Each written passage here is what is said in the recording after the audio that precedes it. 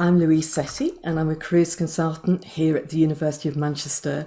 And I'm so pleased that once again we're bringing you our Insight into Media event. And absolutely delighted that we're joined by Margaret Bergen, Careers Manager for Screen Skills. She's our keynote speaker. Once you've heard from Margaret, we're going to be joined by Anya Sami, Student Media Coordinator here at University of Manchester. Then you'll hear from Stephen Chapman, another of our graduates. He has his own independent production company, and I'm going to be talking to him about the importance of building a social media profile. I'm going to do a presentation around nuts and bolts, all the things that you need to know in terms of accessing resources on the Career Service website, support from us, and more besides. There's going to be a break after that, and then we'll conclude with our panel. Ashley Blakey, Manchester Evening News, Bryony Spencer from Carwell, Charlotte Moore, Lifted Entertainment, part of ITV Studios, and Kareem Belfon have asked links. Now, the whole point of today is for you to gain valuable insights, inspiration, information, and to lead the session feeling a whole lot more confident. And because there is going to be a lot shared with you, you might want to be making notes on your phone, on a tablet, whatever works for you. But I would suggest that you do make some notes so you can have a look back at those and just pick up on some key points. This session is going to be recorded. We will make that recording available to you later on. It would help us if you registered that you had attended here today. There's going to be a bit.ly link put in the chat for you to do that. But just be mindful that it is recorded. We're really pleased to get questions from you in the chat, and at appropriate points you might want to actually ask those in person. So I'm going to stop sharing so I can hand over to Margaret and she can share her presentation with you. I'm going to start off just by playing you a short film. My name is Margaret Bergen. I'm head of careers at Screen Skills, and the film explains quite a bit of what we do. It's going to take a little while to come up, as these things do, but here we go. I didn't have any connections in the film industry before I started out. A lot of the courses that are available are priced at quite premium rates. I did feel like it was a bit of a barrier living in the northeast of England. You need a driving licence to do a lot of roles in TV. I was working as a lighting technician, but I was held back from doing installations because I'd not yet taken this course.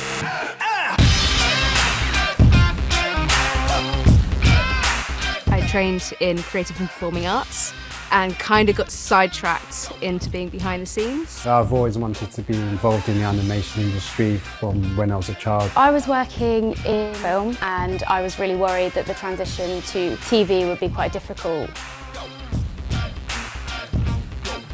I was very surprised when I entered the industry at how many different departments there actually are. You always hear about camera, sound, editing, but you never really hear about all the other jobs which are actually really vital to the production. I'm a trainee spark. It's a very old school word for an electrician.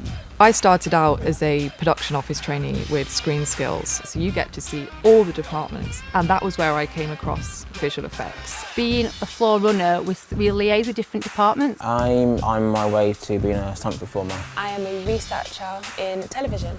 You think of hair and makeup, camera department maybe, special effects sometimes, but locations you never seem to think that it's there.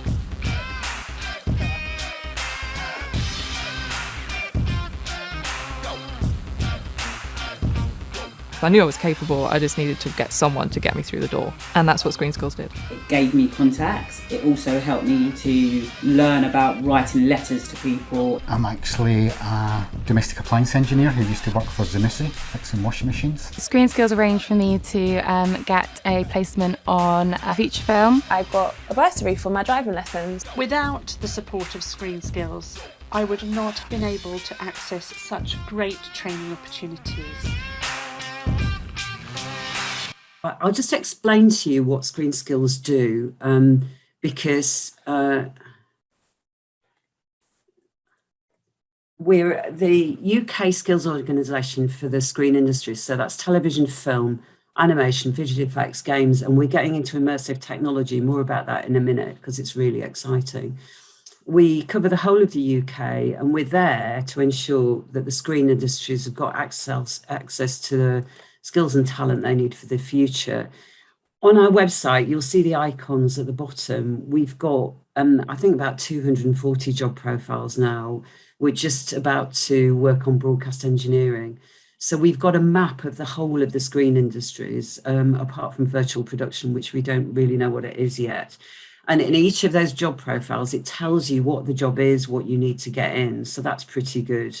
We've got a scheme called Trainee Finder. You saw a couple of our trainee alumni, as they are now, in that film.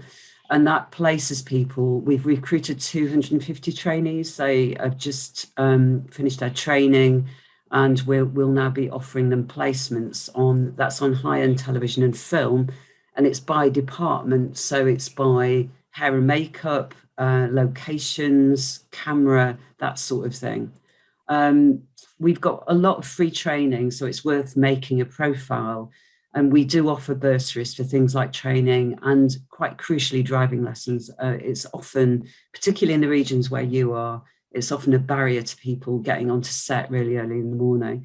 We've also just published some e-learning modules. I will send you, Caroline and Louise, I've got a list of links, useful links, which I'll send to you, which you can send out. We've got 5 e-learning modules now, which are how to get into the screen industries. And it just goes through a lot of the stuff that I'm mentioning here. I'm just going to talk a bit about the creative industries. In the northwest of Manchester, I'm in Sheffield. I'm sitting in Sheffield at my house. But in Manchester, where I worked for quite a long time, there's a lot of creative industries. So you might find yourself, if you're interested in doing certain jobs, working in other bits of the creative industries, and that includes music, advertising, design, fashion.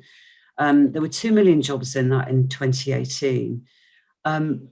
There's still 2 million jobs, and then there are in the cultural sector, there are 3 million jobs and 4.5 million jobs in digital. So digital is really growing. Things like websites, games, creative tech is really growing extremely fast, and a lot of skills shortages.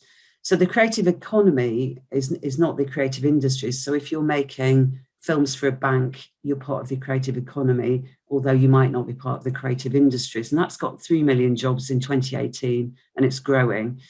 But 94.7% of businesses in the creative industries employ fewer than 10 people, which is something you have to keep in your head. The number of jobs pre-COVID was growing 5 times faster in the creative industries than the general economy. Now, there are some things like theatre and museums that have dived a bit. It's difficult to compare post-COVID, but 13.5% of the working population are employed in creative, cultural and digital, and that's 19-20. So a really big sector. But because it's so many small companies, it does get ignored quite a lot, creative industries. Screen is going bonkers at the moment, I have to say. So jobs in screen were going twice as fast as the general economy pre-COVID. And 3.62 billion spent by film and TV drama production is really growing. That was in 2019. Look how much it is now. Film and HGTV 2021. 1.27 billion more than 2019, which was a high anyway. It was a tiny hiccup, obviously, while sets were locked down. And the video streaming market is tripled since 2017. So you've got the likes of Netflix and Amazon making a lot of stuff. And it's growing in the Northwest, where you all are. So at the end of 2020 as well, the other thing that's growing really quickly is games. UK sales revenue for games overtook spend on books, which upset a lot of teachers, I think. Now, I've never known anything like this. So studio space across the UK really expanding. Locally, you've got Versa Studios in Key Street, Space Studios in Gorton do some massive things for Sky and a company called Moonage, and they're expanding, opening next year. Media City always seems to, I used to work there, and every time I go, it seems to be bigger. And there's a new Autumn 21, The Depot, owned in a warehouse in Liverpool. So really big growth. And you've got all these wonderful companies really nearby. Look at who they are. There are more than this. This is just some of them. Line Pictures isn't very far away. They do loads of stuff. And then you've got people who do unscripted, by the way, is documentary entertainment. So Strictly Come Dancing is what we call unscripted. Scripted is drama, film and television drama. And you've got all these wonderful things happening near you as well. Wonderful productions, including animation and children's. So quite a lot going on. What you've got to remember is freelance working. We've got a freelance toolkit on our website, which is really useful. So there are over 24,000 businesses operating in Screen, but 2/3 have fewer than 5 employees. So you've got the big people like BBC and ITV, and when I used to work at the BBC, people would come and think we got all the jobs. We hadn't got all the jobs. All of the content at ITV Studios in Manchester makes stuff for the BBC. It's really complex the way content is made. So independent companies make most of the content, not the broadcasters. And you'll get over 200 companies to make a film or a big high-end television drama. So these are some of our, sort of job profiles, but I just get everybody coming in wanting to be a director. Very, very few people leave any sort of education and go straight into directing films. In fact, it's almost unheard of. So film and TV drama particularly need camera, sound, makeup, props, electricians, account staff, and there are a lot of roles making documentaries, comedy and entertainment. They're quite short of production coordinators at the moment. There are roles in visual effects and games. And this digital computing area is which often requires a lot of maths, is really quite important.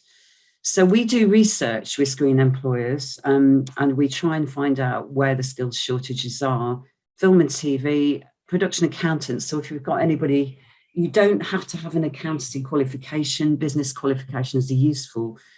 The junior production manager, which is called a production coordinator or a production assistant, those roles are vital because they book all the travel, they keep an eye on the budgets, that sort of thing. So if you've got any sort of business or organising experience, they're ideal for you. And you've got the BBC and ITV, and they're short of those people. In film, that becomes a line producer. Location managers and location assistants are often very short. If people are filming on location, they need location marshals who usually work on dailies just to make, security of a set, health and safety, that sort of thing. These people, visual effects artists, animators, creature visual effects programmers, and that's the kind of software development where you're doing testing for games and things like that. And broadcast engineers, really, really short. And there's a technical operator, sort of one at the BBC where people start, and people to edit video. This is not editors as in news. I'm just going to show you, this is virtual production. I visited a virtual production studio in Manchester a couple of weeks ago, and it blew my mind because they can produce so much on these LED screens. And with sustainability quite important in the industries, it means that you can actually do your effects in real time instead of doing them in post-production. So just have a look at this. If you had a chance to make it right, tell me the truth, would you take it? If you could go and chase your dreams, would you chase it? Or sit inside an office like you're flying in a spaceship? If God saw my heart, would he forgive my sins? Or would he lose it and never look at me again? With all the evil all around, God open up your gate, can you let me yours? Choose to live or die. Would you take a life if it meant you would survive? 'Cause I can't lie, I know I would choose one in my mind.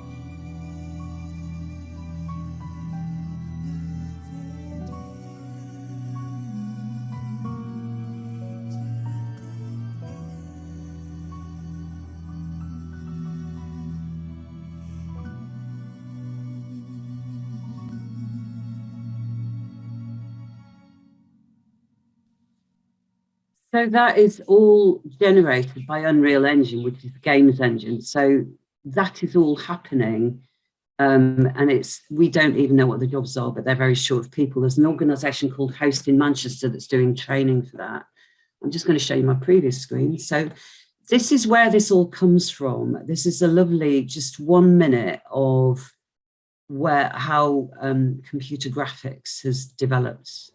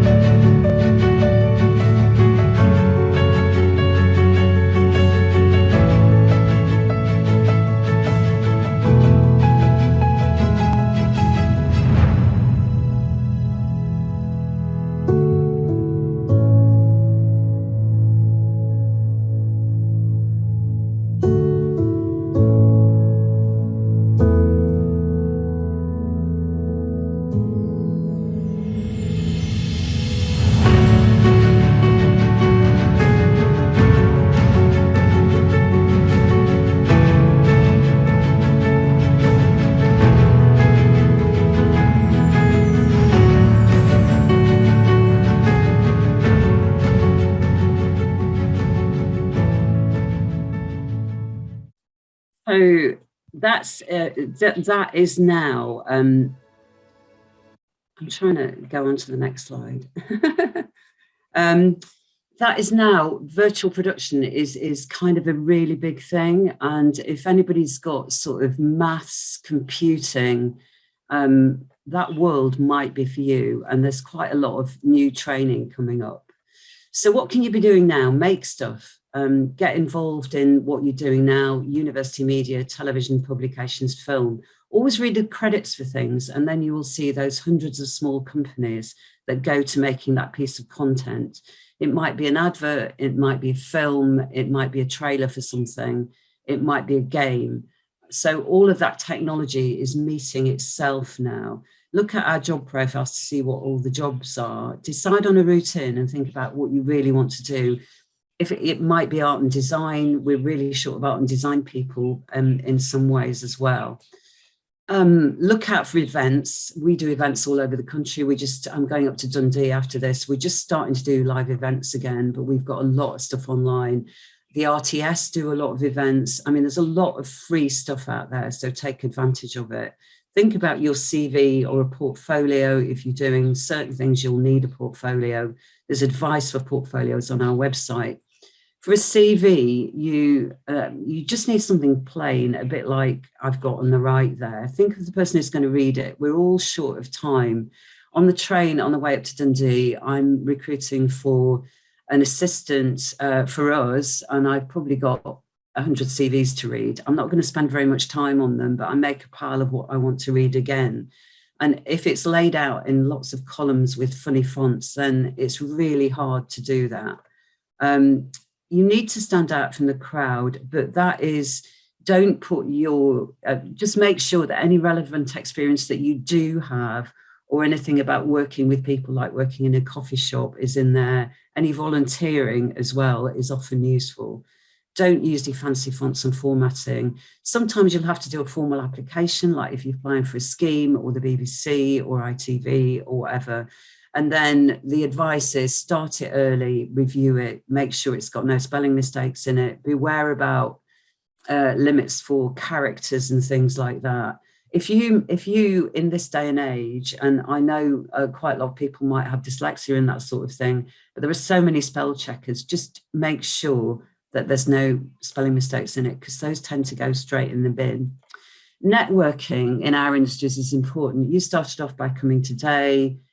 Find out about all the things that you can, any alumni from university are part of your network, any speakers you have coming into university. And in the screen industries, somebody in your network will be the person who gives you some work, especially freelance working. You can send cold emails to people. We're quite nice about that. You might not get a reply to all of them, but just remember, why me? Why am I emailing you? Why you? What do I like about what you do? Why us? What can we do together?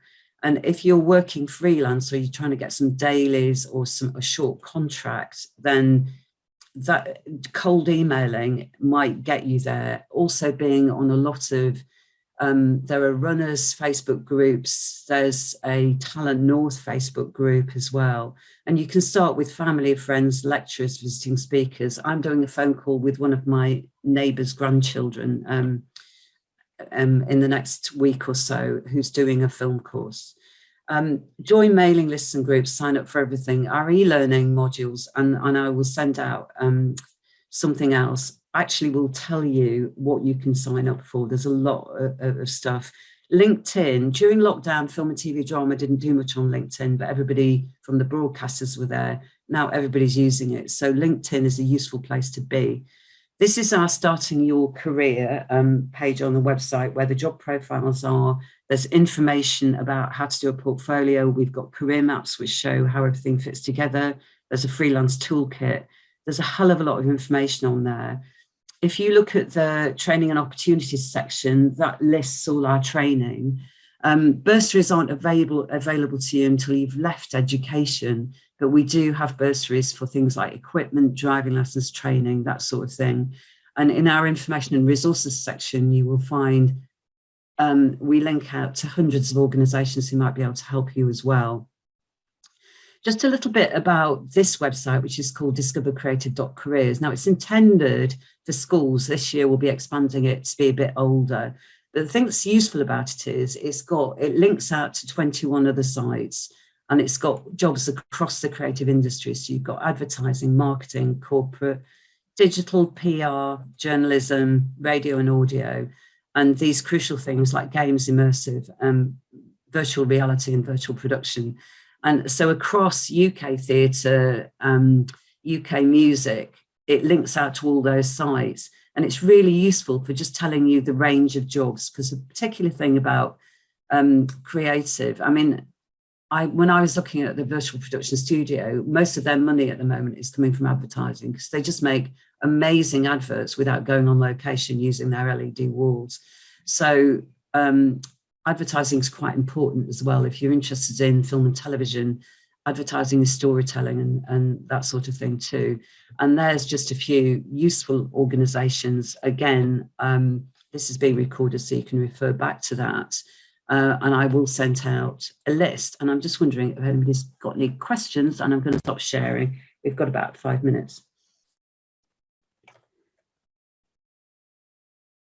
So anybody got any questions? I'm just going to look in the chats to see if there's any questions, or if there's anything anybody wants clarifying.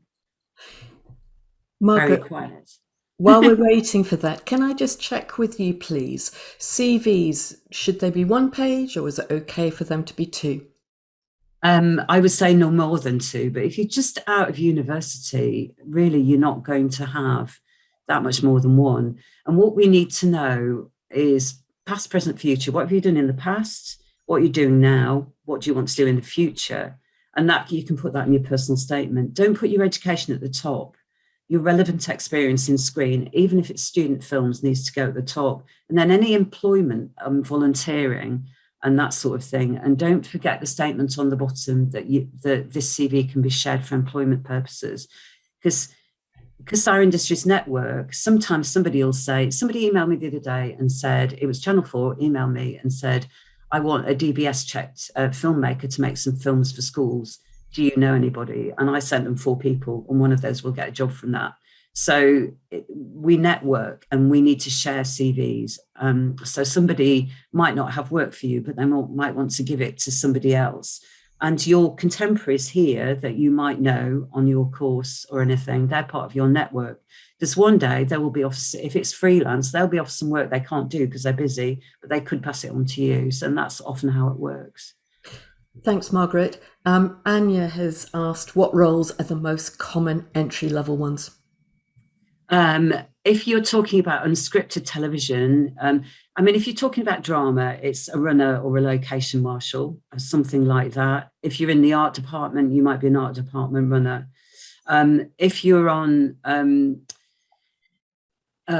unscripted television, it's this production coordinator role or a junior researcher. We've got some schemes, some entry-level schemes in unscripted telly. I don't know whether they're closed yet, I can't remember. But we have schemes where we do training and provide placements for people to be researchers. And if you're a researcher on docs or in comedy, we're looking for researchers. I did a comedy thing the other day for the BBC, and they were really short of researchers. But then you might be working across three as a junior researcher across 3 panel shows, that sort of thing. But you very often, if you're a runner on a big set, it's the best way to learn, but you will end up making a lot of tea. But you can't, it's such a complicated environment, a big location set, or even that small virtual production studio, the time is very short and time is money. And if you're doing drama, you have to do so many pages a day and that sort of thing. So you really need to probably spend some time as a runner or a marshal or something like that to start off with on film and television drama. Fantastic, thank you. Margaret, I know you've got to go north to Dundee. Would it be okay for our students to email you any further questions? It would. I am margaret.bergin@screenskills.com. I'm on LinkedIn. You can connect with me on LinkedIn. And I will send to Louise and Caroline a list of useful organisations and a link to those, our e-learning modules. The other e-learning module that's vital that we do, before you step on a set, you have to have the coronavirus e-learning certificate, which is our e-learning module. We've also got one about bullying and harassment and a diversity one. So some of our e-learning modules over the lockdown have become the things you've got to have before you can step on a set. So they're really useful to do. That is fantastic. And I have to say, your website is just a magical resource, and anybody on this call needs to study it because it's packed full of information and opportunities. So thank you very much for telling me about that e-learning resource. I didn't know about that, and I'll make sure that we link to it from our website. And there are a lot of masterclasses on there that we recorded during lockdown. We're curating them and taking some of the early ones down. But there are an awful lot of professionals talking about their routes in, talking about the jobs that they do, talking about, you know, what is a script supervisor. That's another shortage, that we have trainee script supervisors. And that's all about continuity. It's not about writing. And so knowing what roles there are, and there are hundreds of them. And if anybody's got maths, accountancy, and creative tech, that is really amazing. We were talking about making some high-level apprenticeships, which would be the equivalent of postgrad for Unreal Engine the other day. And do remember Host in Manchester, because they're about to do some free training as well. Just one very quick question. So apprenticeships, is it fair to say that if somebody's degree doesn't map perfectly onto an apprenticeship, then they will be eligible? They could apply? So we have just had some funding from, we've got 60 apprentices now, not something we particularly want to do, but we're placing our apprentices on with different employers, because the problem is with screen industries is you only shoot for 6 months, so you can't take an apprentice for a year.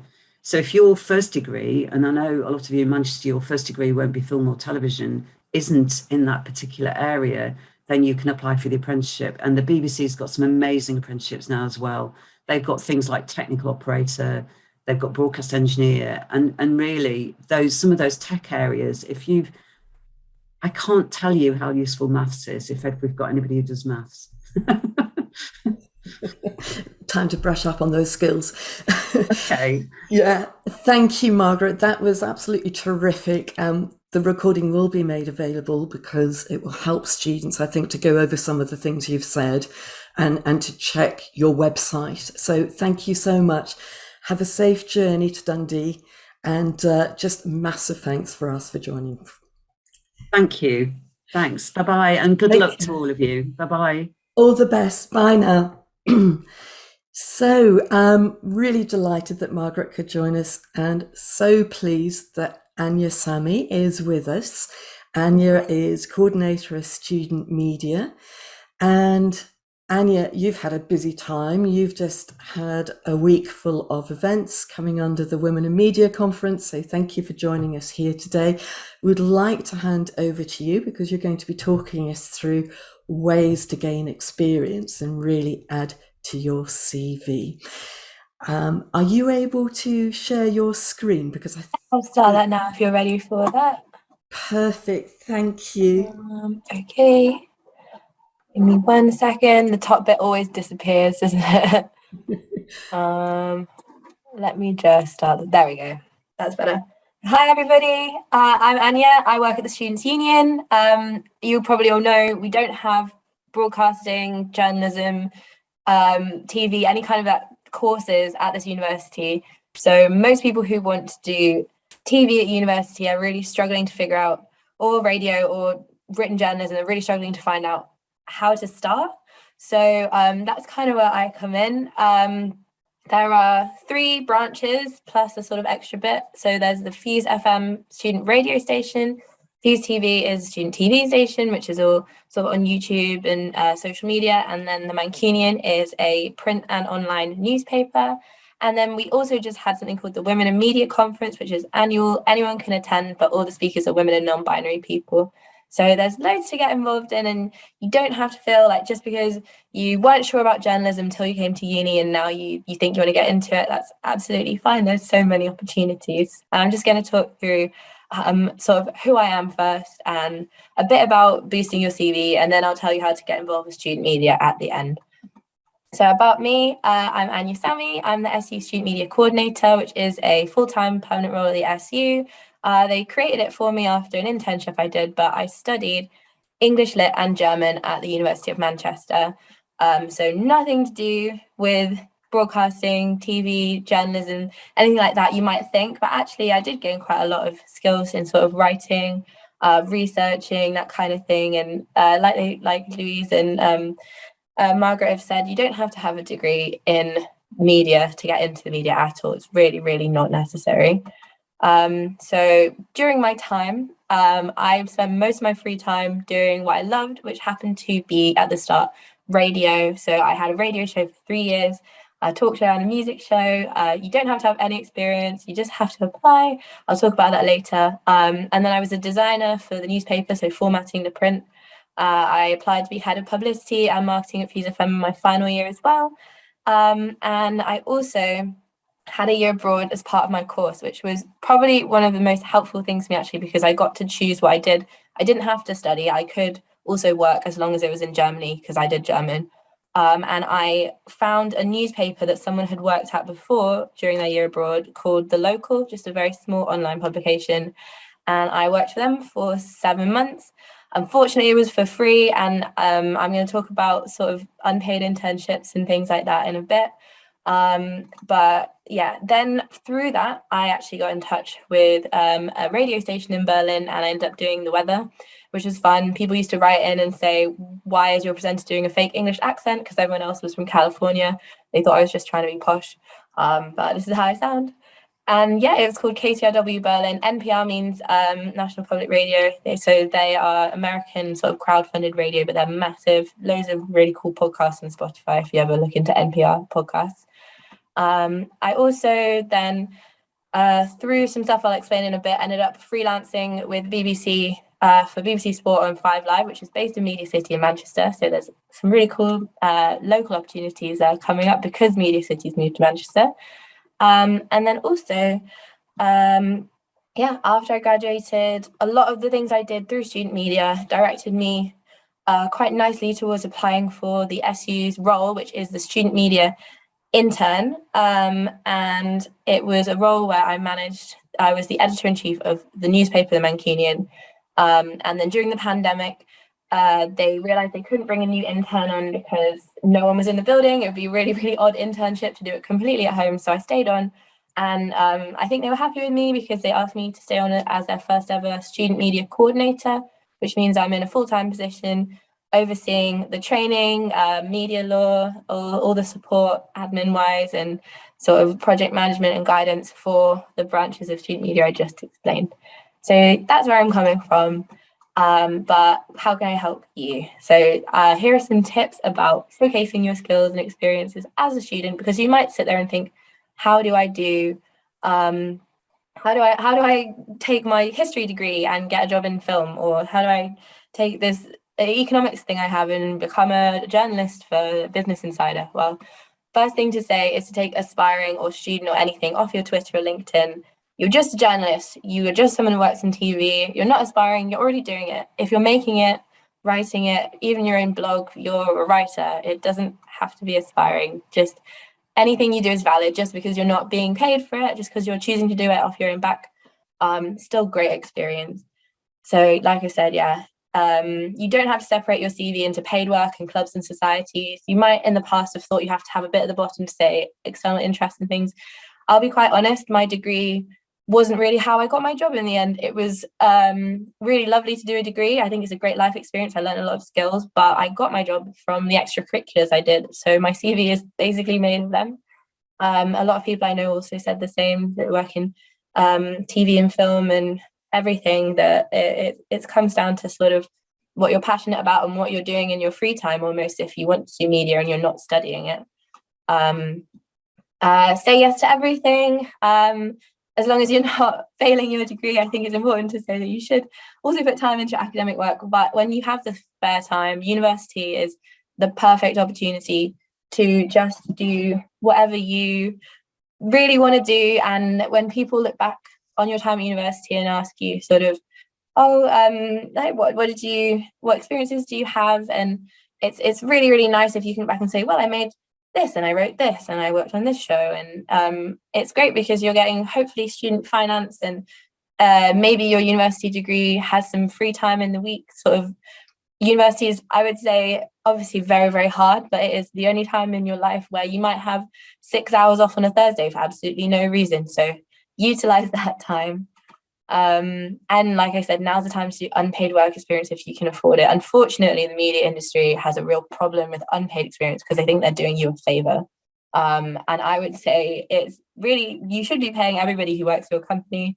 The BBC and some other places are starting to sort of do that, where they will pay you sort of living wage per hour to do work experience, which is what I actually had when I did my BBC work before I got into freelancing. But the reason I could afford to work for free on my year abroad is I had my student loan, and I also had something which unfortunately isn't available now called Erasmus funding, which was when you're part of the EU, you could get money to be working in the EU as an apprentice during your studies. But there are other funding routes available to people. I think it would just be country specific now, or related to the university helping to fund your year abroad. Brexit has changed a few things, unfortunately, but there are still funding routes out there if you are doing a year abroad or a semester abroad, and you want to do an industry placement or something like that is unpaid. And yeah, that's how I managed to afford it. I could not have done unpaid experience as a non-student. I think it's a real privilege for people to be able to do that, and most people don't have that opportunity. So really take the time now, if you can, to do internships over summer, to do weekend things, or maybe find a week in the year you can do work experience at somewhere local. Unfortunately, a lot of the entry is unpaid, but after about a year of doing unpaid things, I've really been trying to say that I will only go for paid roles, and you can start to sort of show your value once you have those very base level experiences. Student media can take you places. Greg James was head of his uni radio station, and now he hosts Radio on Breakfast. So yeah, it's not just fun, it can also be a sort of careers route. It's what you make of it, really. And And past members of Manchester Media Group, the student media group, have gone to work for BBC, Pinewood, The Independent, Galdem, ITV, Channel 4, Fern Cotton's podcast. They work at Facebook, they work at Capital FM. So there's lots of cool things you can do after doing student media. And yeah, I'm just going to explain a bit more about how to actually get those work placements, because it can seem a little bit daunting if you're just emailing people and nobody's replying. So the first thing was word of mouth. I got my work placement, unpaid placement at a newspaper on my year abroad because I heard somebody else did that on their year abroad in the same city, and they said to me, oh yeah, I heard so and so worked at the local for 6 months. They bring on work experience people for long-term placements rather than just a week.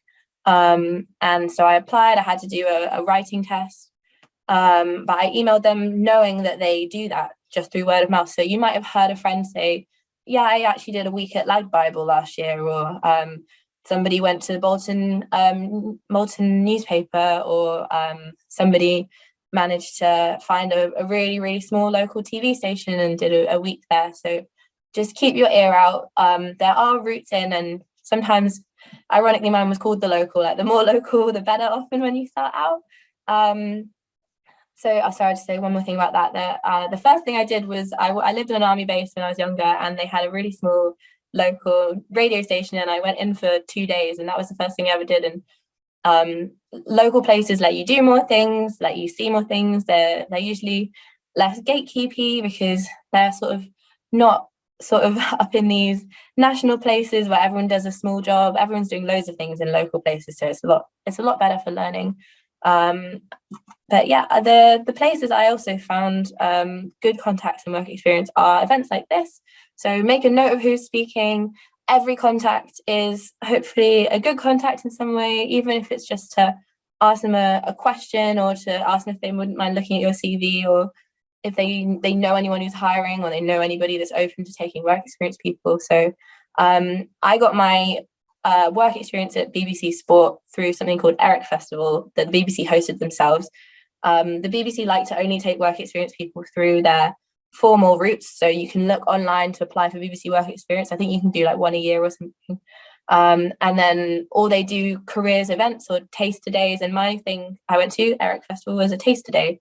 It shows you every department in BBC Sport in Salford, and they got you to do practical tasks, and it was a lot of fun. Turned out they were watching you the whole day, and how you came across, they made a note of it. And if they liked you, if you got back in contact after, they had a note saying, tick, this person seems nice.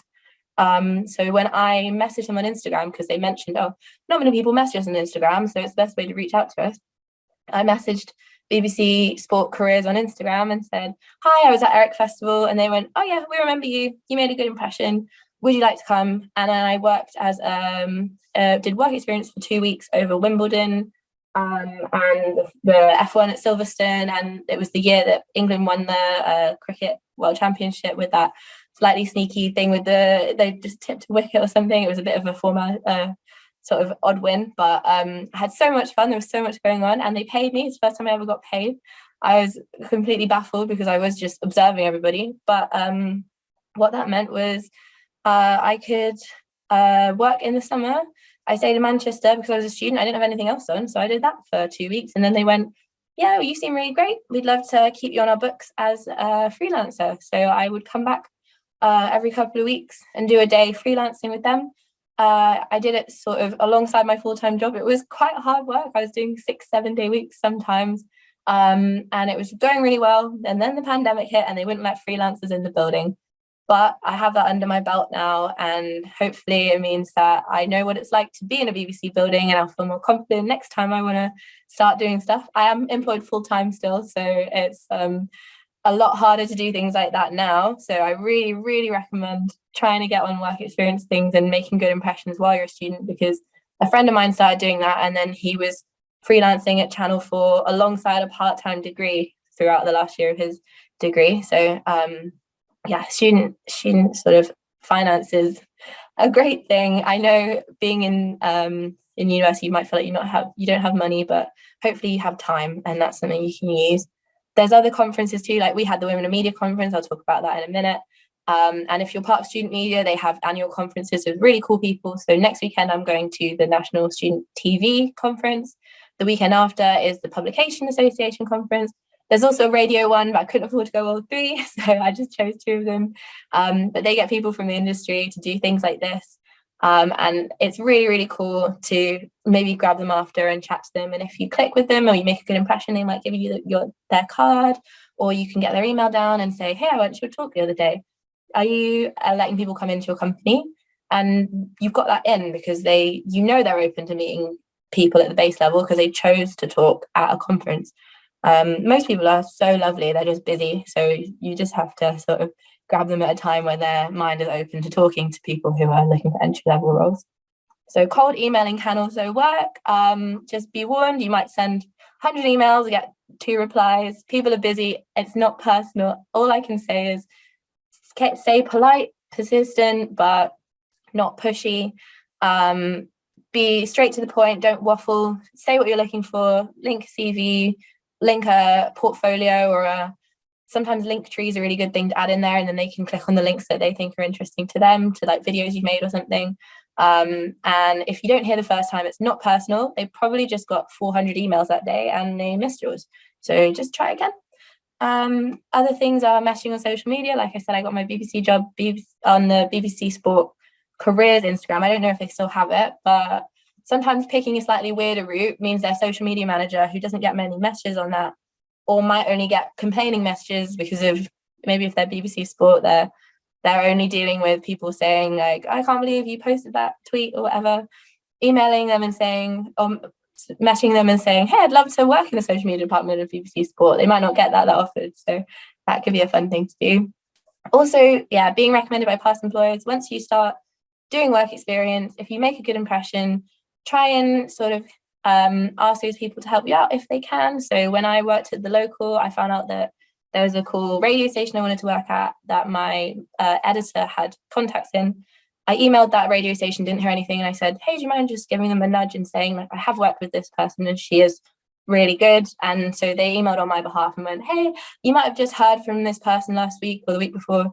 I just wanted to give my personal recommendation that she's a hard worker. And that got me doing the weather on a radio station. So yeah, keep people in your good books. Being polite always makes a good impression.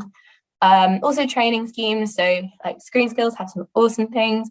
Looking on things like the Media Trust, I did a mentoring scheme. I got a mentor at 5 Live. She was so lovely. She looked through my CV and got me this current job I'm in. She let me sit in on her radio show for a day. She works with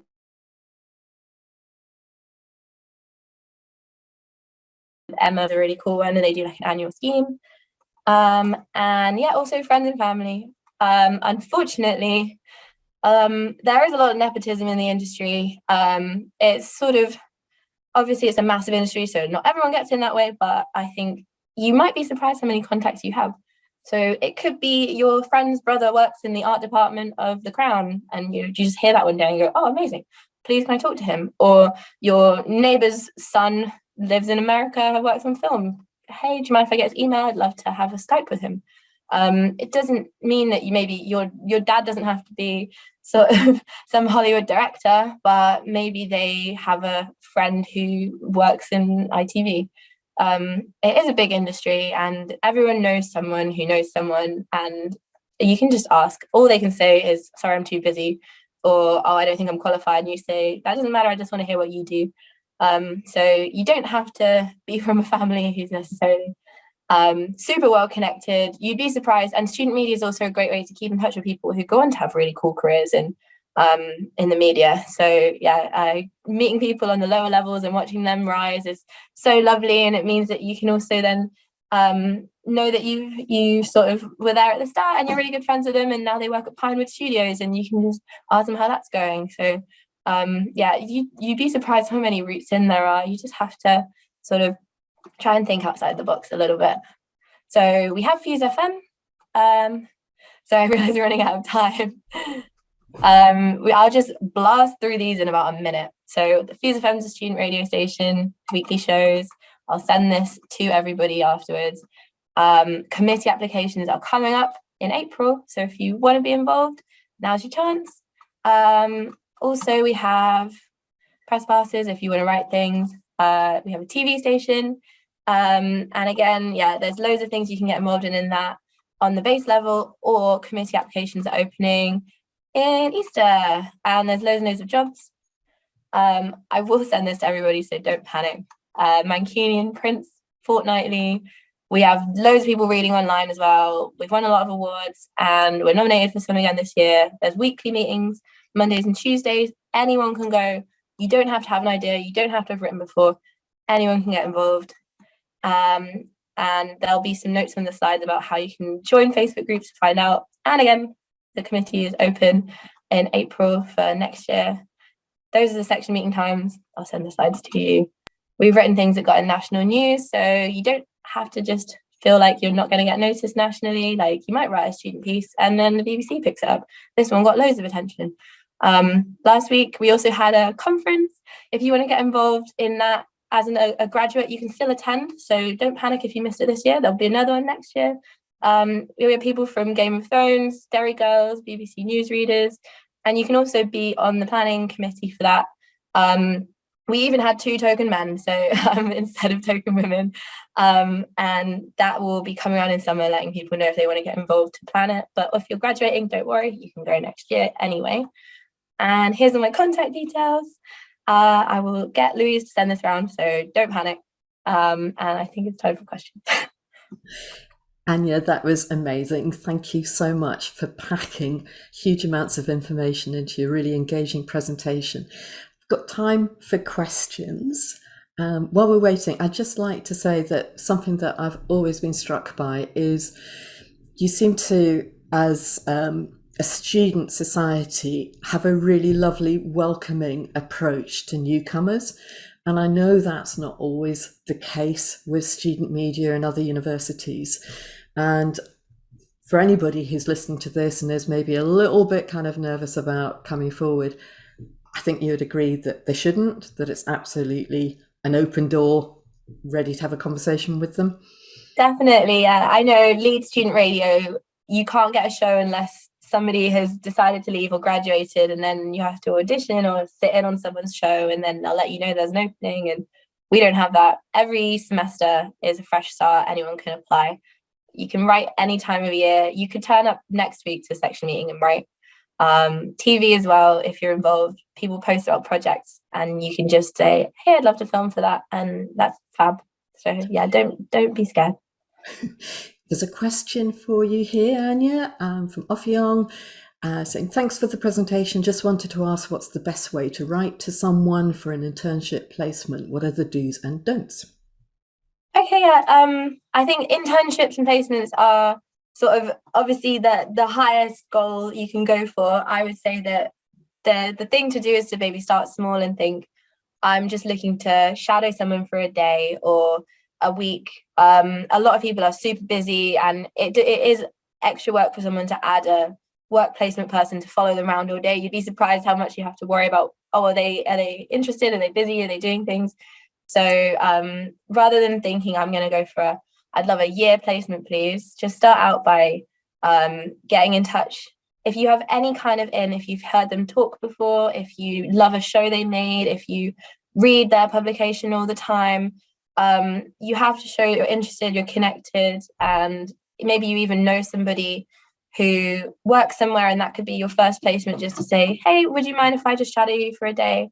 So keep it short, email and say, hi, I am a student. I love the show you make. I'd really love to shadow you for a day. Or, hi, I am a student journalist who is writing for my student paper, and I'd really like to shadow somebody at your publication. Or are you allowing people to do work experience? You can link a CV if you have one, but if you have nothing, just say like, this is my, so first reach out, and I just love to see what it's like in the building. And yeah, don't sort of expect to get 6 months out of it. I would say just start by asking for a day. If you really want a placement or internship, things like Screen Skills or the BBC have formal schemes, and they're the places that you'll get the longer term things. So checking out like the websites of those, they can be quite competitive. So if you aren't getting onto them, don't worry. Loads of people get into the media anyway, but some people start with a week work experience and then they love you and they ask you to come back every Saturday for the next year, and then you get a paid job at the end of your the end of your degree. So just sorry, I meant I keep it short and sweet. I did not keep that short and sweet. Yeah, but it was full of really useful tips. So thank you, Anya. We're going to stop there, but before we say goodbye to you, could I put your email address in the chat? Yeah, that's great. I'll just type it in here now. Oh, because you did say it was okay for people to contact you directly about volunteering opportunities. Yeah. If you get in touch, you want to get involved in student media, or if you have a question, I'm on leave until Wednesday now because I worked 9-day week last week, but I will get back to you probably on Thursday. Anya, thank you so much. It's always a pleasure having you on board for these kinds of sessions. I really appreciate you sharing your knowledge and enthusiasm with us, and so pleased that everything went brilliantly last week for you. And let's stay in touch. Great, thank you so much. Thanks a lot, Anya. Have a lovely day. Now, thank you to Anya, and I'm now going to be joined by Stephen Chapman. Stephen is a modern language graduate from the University of Manchester. He helped to set up the Media Club some years ago. Stephen has his own independent production company, 39 Pictures, here in Manchester. So welcome, Stephen. You're muted. So hi. Okay. Good to see you. How are you? Good, thank you. It's a busy time at the moment. So we're based at Media City. So this is my gaff where office is based. But yeah, I studied French and German and graduated a fair few years ago. But my first job came about through one of these sessions. So that shows how important they can be. Thank you so much for joining us. I know you're super busy, so we really appreciate your time. This is being recorded, so those who weren't able to join us will be able to catch the recording later on. Stephen, we're going to be focusing on why an online profile is just as important as getting your CV in order. Why is that? Why is an online profile so important? Your CV is a bit like your exam results in a way. We kind of only see one aspect of you through your CV, and whereas certainly within the media world, we need to know what kind of person you are as well, and we're more likely to get that when we look at what you've been doing online. For when we look at a CV and we think, oh yeah, this looks like it might be a good one, we will probably have a look on LinkedIn. We'll probably have a look on Facebook, Instagram, and see what else you've got out there as well, just to see if what kind of things you've also been doing outside of the work, because for us that's really important, because we need to know that the person we're working with is going to be a really nice person to work with. We'll spend an awful lot of time with you, you'll spend an awful lot of time with us, and we'd expect you to be doing the same, really. And are there any key do's and don'ts when building an online profile? I hate the word brand building because you're still a person. However, you are in a world now where everything is pretty much searchable. So what you put online is really important because it can be found. So have a think whenever you put anything on Twitter, Facebook, LinkedIn, whatever it is, how does this make me come across? How will people see me if they don't know me? Will they realize this is sarcastic? Will they realize what I'm doing? This isn't the whole me. Don't just post and click enter and hope for the best, because that's kind of asking for trouble. A brand wouldn't do that.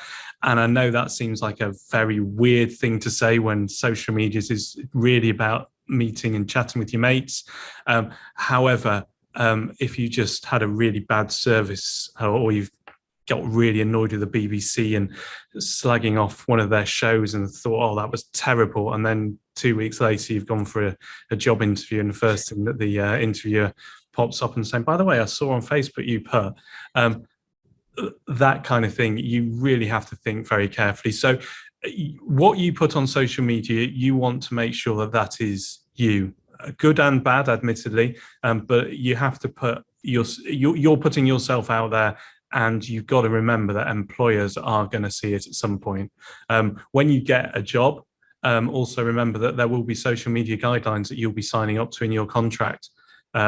So you could find out that something you put on your personal site is against your new company's social media guidelines, and you could face yourself looking at disciplinary actions. So it's a really good way to get into that mode of thought right now. Such an important point, because it's such an instant form of communication. But what you're saying is just think carefully before you do put something out there via Twitter, Facebook, Instagram. Yeah, I mean, I'm a journalist. I'm also working in public relations and media reputational management and things like that. So, yeah, I think right at the start, certainly when Twitter first came along, it was a case of, because it was more a conversation with people you knew. Now, when you've got hundreds or thousands or however many followers, even if you've only got one follower, you've seen how newspapers can pick up one quote from someone's Twitter, even if they've got hardly any followers. I don't tend to post that much on social media. However, when I do, I've usually written it out externally from the platform first, had a look at it, gone away for a little bit, and then post it if I think it makes sense. Sometimes I'll delete it and think, no, that was stupid. But generally speaking, I've written it in a different platform first, because it's too easy to accidentally press return as well. And what you're suggesting would be really good for somebody who may not be super confident around spelling and grammar. They can actually just put it through a spelling grammar check and then copy and paste into a post. Yeah, absolutely. I mean, I know social media is all about immediacy, but immediacy to you is different for different people. My immediacy is when someone says do something, I expect it done within about 3 minutes. However, for other people, it might be within the week. And that's the same with social media. Some people, a few seconds of just checking things out isn't going to make a massive difference to you. But yeah, I think the key thing I would say about your social media is make sure it puts you across in the right way. The other important thing in a creative career is that your social media is your shop window. If you look, for example, at Instagram, Behance, which is the Adobe version, and a few others, YouTube as well, there are a lot of brands looking at these really creative people, and they give them work as a result of what they've seen on their pages. So this is a really, really interesting way that you can, when I was looking for work in the media, I didn't have the opportunity to pick up my camera and just start shooting. You can now. And the fact that you can, and you've got a platform to put it on, if you are looking at getting into, say, film directing or anything like that, there's nothing to stop you doing it right this very moment. LinkedIn. How important is it for a student to engage with that, do you think? I think it is very important. It's like a CV backup in a way, isn't it? And also it's a way to keep your eye on what's out there. A lot of I just flicked through my LinkedIn when I was while I was waiting, and there were people putting on stuff saying, does anyone know someone who can do this, or we've got this opening up. So it's kind of first to market in a way, that if you see that on LinkedIn, you can just pop a comment in and say, yeah, I'd really be interested in that. And if your LinkedIn page is good enough, then it might be an immediate, yeah, let's have a chat. So it's partly connecting with people, partly showcasing what you can do, and partly just knowing what's out there and what jobs are available, what companies are about, and keeping on trend, because these are people, if you follow the right people, they should be telling you what is coming up and what kind of the new trends and what kind of jobs are out there, and you'll start learning a little bit more about what's out there. That's so helpful. I think it's absolutely fascinating that you can do a University of Manchester alumni search and very easily call up hundreds, thousands of people who've studied here and are working successfully in the media. We're often saying at the Career Service, it's fine to reach out to people, but is there a good way of reaching out to somebody on LinkedIn? So you've called up their profile, you connect, you perhaps follow up them with a message. Any do's and don'ts around that? Yeah, it's a bit like in real life, and it's again the social media thing that you assume because it's mainly text based that you can kind of get away with stuff you wouldn't do in real life. Don't annoy people. Don't pursue them to the extent if they've ignored you once or twice, then they're probably going to keep ignoring you. If you wouldn't do it if you met them in the streets or at a conference, you wouldn't do it on LinkedIn either. So try and find something that shows that you've done a bit of research. I get lots of connections from people just saying, can we link up? And I was like, no, I don't know who on earth you are. Why should I? It might be just because you're trying to get in to speak to someone else.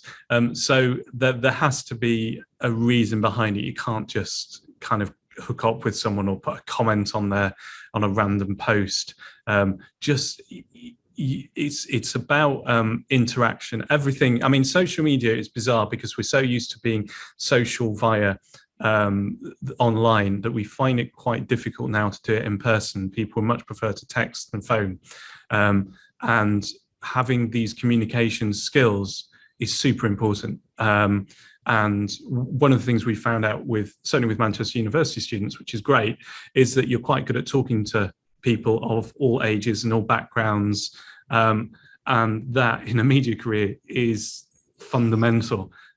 If we find that we've asked you to do something and you say, I wrote them an email about yesterday, and say, well, why didn't you pick up the phone? And there's this nervousness about using things. And I know I've kind of strayed off point there a little bit, but it's about the connectivity. You've got to, on LinkedIn, approaching people, you need to approach them as you would in normal life. And if it feels slightly embarrassing and forced in normal life, then it's just going to come across to the person you're approaching the same way on LinkedIn.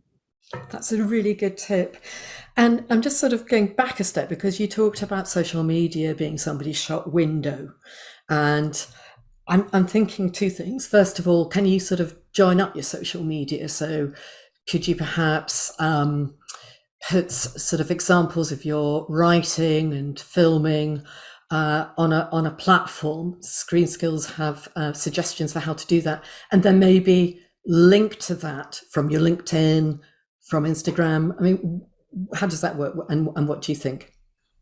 You can do all sorts of exciting things, and it partly depends how clever you are and how much time you have. You can set up a free WordPress site and put your own CV online and have everything linked in. You can create Instagram pages. There are some brilliant examples of people who've kind of created their CV based around like an Instagram page or something based around the brand that they're trying to apply for. And so all of these things, everything is linked. So if you look at a company website, we will have, we'll have Twitter, we'll have LinkedIn, we'll have all of the other social media on the top of or somewhere within the page, because it's kind of the web page, everything builds off each other. But again, if you've got Instagram, say, as your main source of where you put stuff, then there's nothing to stop you linking through other things. Instagram's a bit different because you can't do external links apart from through your profile, but certainly LinkedIn, you can do that. Again, WordPress, it's free. A few other things you can really want to do. If you, it's in many ways it depends what you're wanting to work in. If you're wanting to work in a very creative social media environment, like in advertising or marketing or PR, then you might think, right, let's create a site and just make it all singing and dancing and show this is what I can do, so that the company that sees it goes, wow, they're already doing it, I'll bring them in. And you're trying to make the employer's job as simple as possible. They don't want to have any doubts about hiring you. And if they see you can do it, then you're pretty much through the door already, aren't you? That's fascinating, because actually I think this is a really exciting time because everybody's still learning, aren't they?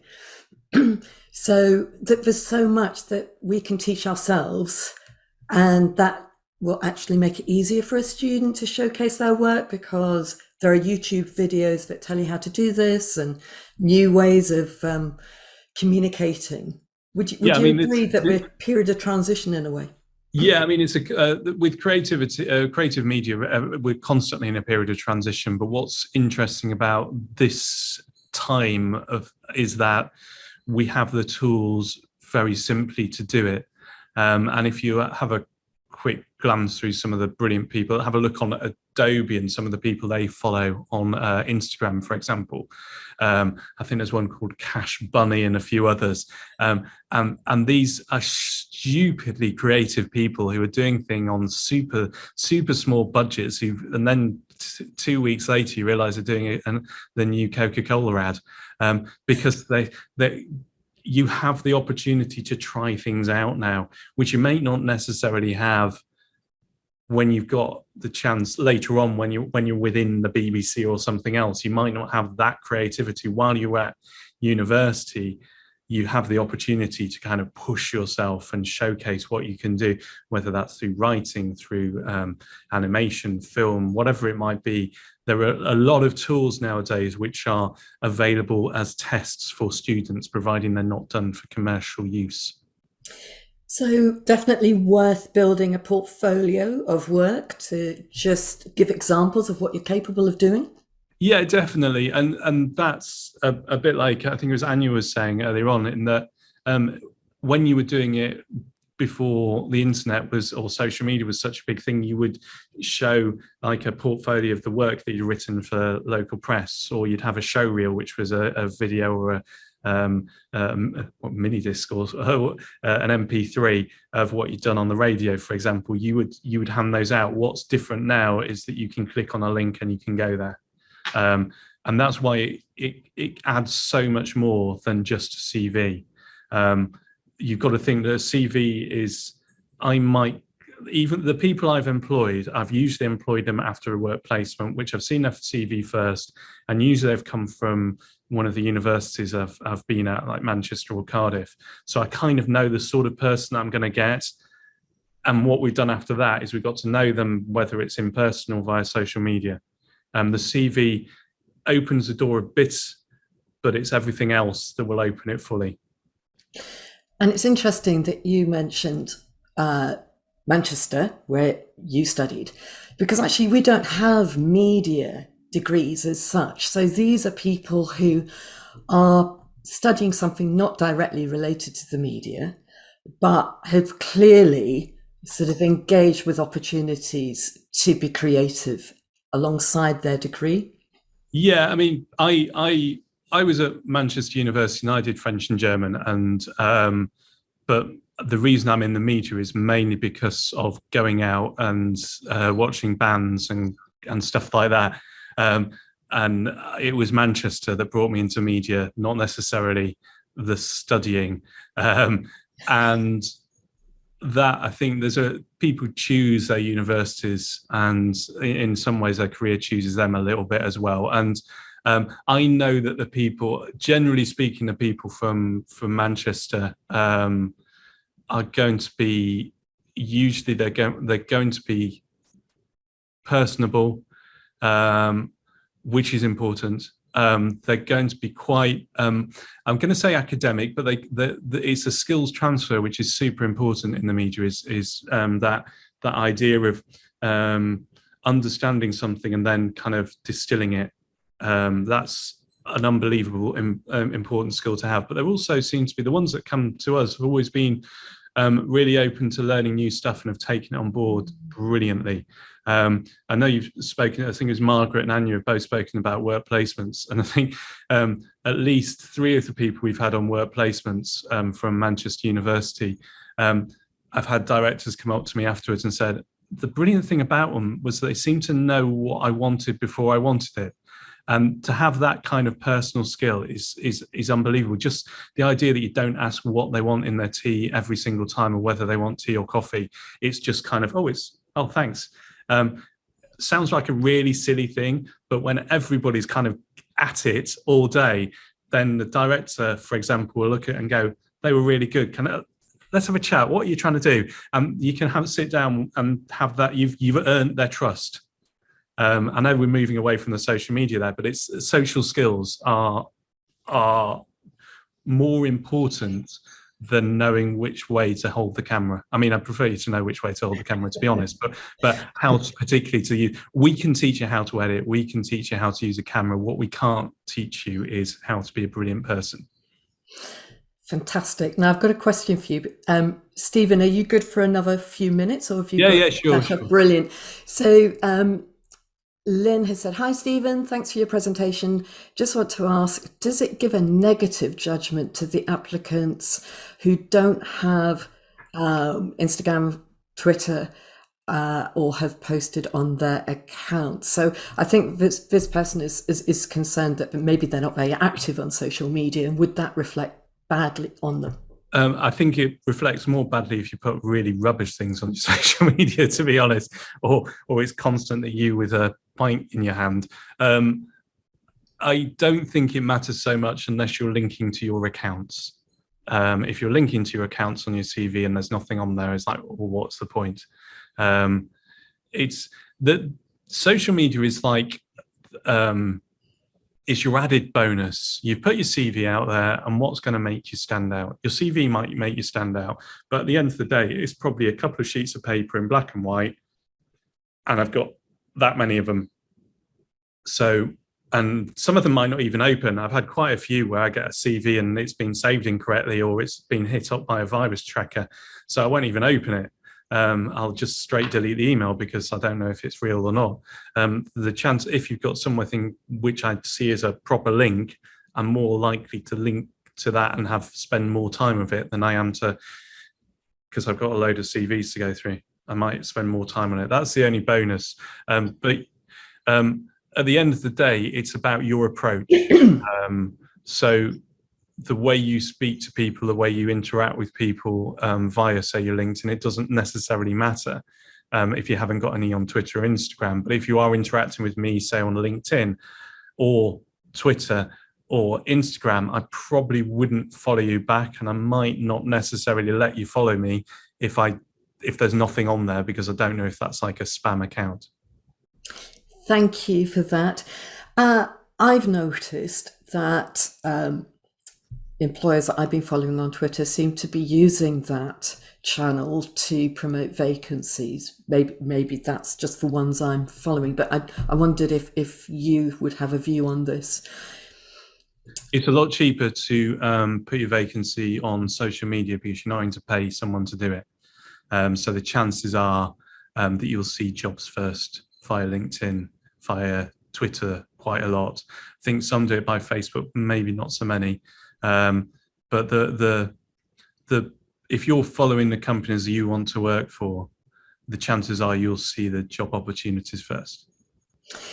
Yeah, because at the end of the day, I imagine the University of Manchester is the same. You'd much prefer it put on your LinkedIn, have a dozen people apply, go, right, that's a good one. I don't have to pay to put it in any of the business-to-business press or online or anything. I've just got it through LinkedIn, job done. Yeah, okay, so another reason for being active on LinkedIn, employers increasingly are using that and tweeting their opportunities. This is last chance to put a question to Stephen. I'm just monitoring the chat, so if anybody would like to put a question forward, now's your chance. Stephen, this has been so helpful. I'm just sort of giving people a moment to think and put something in the chat, but whilst they do, I just have to say this is so helpful. Thank you. I mean, this is a very sort of fast developing thing, isn't it? And I just sort of feel a lot of students I come across are sort of a bit hesitant about putting a profile on LinkedIn because they feel that they have to wait until they've got lots to say about themselves. And I suppose I always feel, well, there's no harm in getting started because it's actually a live forum. It's not like a fixed CV. You can add to it, you can edit it. Yeah, and also remember that you kind of should approach, I've always thought you should approach your work placements a bit like you do your career. You're at university now, so in a way you've got nothing to lose, because if you spent a day at a job and you hated it, and you never wanted to work in that industry again, well, you haven't lost anything. If you do it after you've graduated and you've suddenly signed up for a 6-month contract, that's a bad thing. But when I started, I worked at, the first piece of work experience I did was at my town's newspaper. Then I went to the county newspaper. Then I worked for the county's radio station. Then I started working at Radio Manchester. Links FM offered me a job, even though I only went for a day's work experience. All these things kind of, those could have gone, if LinkedIn existed, showing my age, if LinkedIn existed then, they would have all gone on my page, because at the end of the day, if someone's just looking at me, so they'll look at it and go, oh my God, he's done an awful lot. If I can just end because I know you've got not much time. When I said at the beginning, I got my first job through this. I was doing a work placement at Granada Reports. I was there for a week, and I'd sat in a corner reading newspapers, which used to be the thing. And I got asked if I could spend a morning speaking at the university to the careers guys. And it just so happened that one of the senior producers at Granada was there, also giving a speech. And I just ran through my work placements and things like that and answered some questions. And at the end of it, the senior producer came over to me and said, we need to share a lift on the way home, on the way back to work. And 2 days later, I had 3 months freelance work. Fantastic. So it's amazing. Those first impressions count, whether it's online or in person. They are super, super important. Such an important point to end on. Keep having conversations, be active on social media, look for opportunities to connect with people. It worked for you, didn't it? Yeah. Stephen, thanks a million. That was so helpful, and thank you so much for being so supportive of Media Club, and have a really lovely afternoon. No worries. Good luck, everyone. Take care. Bye. Thank you. Bye. Right.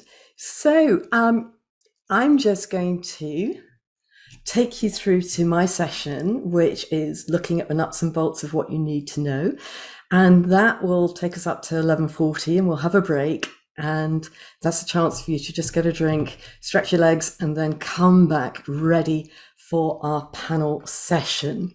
So I'm a careers consultant here at the University of Manchester. I worked in the media for many years, and then had a career change and joined the university as a member of the careers service, and thoroughly enjoy advising people on the creative industries. And we have got some amazing information on our website, and I'm going to show you that in a moment. But first of all, I just wanted to share this concept with you, the idea of being curious, connected, courageous. We did a lot of research into the kinds of behaviors that people who are really happy with their career, very successful in it, share. And it really boiled down to these 3 factors. They had always been curious about different career options. They'd done their research. They had, like you, come along to events. And they were willing to connect with people in very much the same way that Stephen has just described. And they're courageous, not in this sort of kind of Superman, Superwoman kind of way, but happy to step outside of their comfort zone, happy to perhaps strike up that conversation with somebody they've been introduced to see whether they might be able to help them get a foot in the door of the media industry, or perhaps think, hey, what have I got to lose from entering that competition or applying for that opportunity? What's the worst that can happen? All right, my ego might be a bit bruised, but it's okay, I'll get over it. So I just wanted to share those behaviours with you because I think they're really important to be aware of. Now, the Careers Service website is an amazing resource, and I'm just going to take you to it so I can show you how you can do your own careers research. So here we go. This is our website. Now, a good starting point for you is the Which Career section. So if you haven't got a clue what you want to do, then this top bit here, I don't know what I want to do, is for you to have a look at. We link to careers questionnaires, exercises, and more besides. But chances are, because you're on this call, you're going to be interested in media, creative and cultural. And so what you want to do is to go further down the list to this section. And what we've done is grouped together areas of the media. So for instance, if you're interested in TV, radio and film, just click on that section, you get top level information. And then on the right hand side, you're going to get detailed job profiles. So a very common entry level role for broadcasting, film or video is runner. And if you click on that, then it's going to take you through to a prospect's website and a profile. And have a good look at it. It will explain what the responsibilities are, salary expectations, working hours, what to expect, entry requirements, skills, how to get work experience, and importantly, where to find job vacancies, because there are some niche sites for media vacancies. And so these profiles will introduce you to those sites, and you can see them listed here. So just going back to our website, if you go along to jobs and experience, click on job search strategies, because it really does pay dividends if you are proactive, if you reach out to employers, if you follow them on their social media. And here we've got information on how to do that effectively, how to research employers and jobs, how to make a speculative approach. Now that means not waiting to see a vacancy advertised, but perhaps approaching an employer that you're really interested in to see whether they might consider your speculative application for any opportunities they may have coming up. Now that often does work with the media, because very often employers need to fill vacancies super quickly.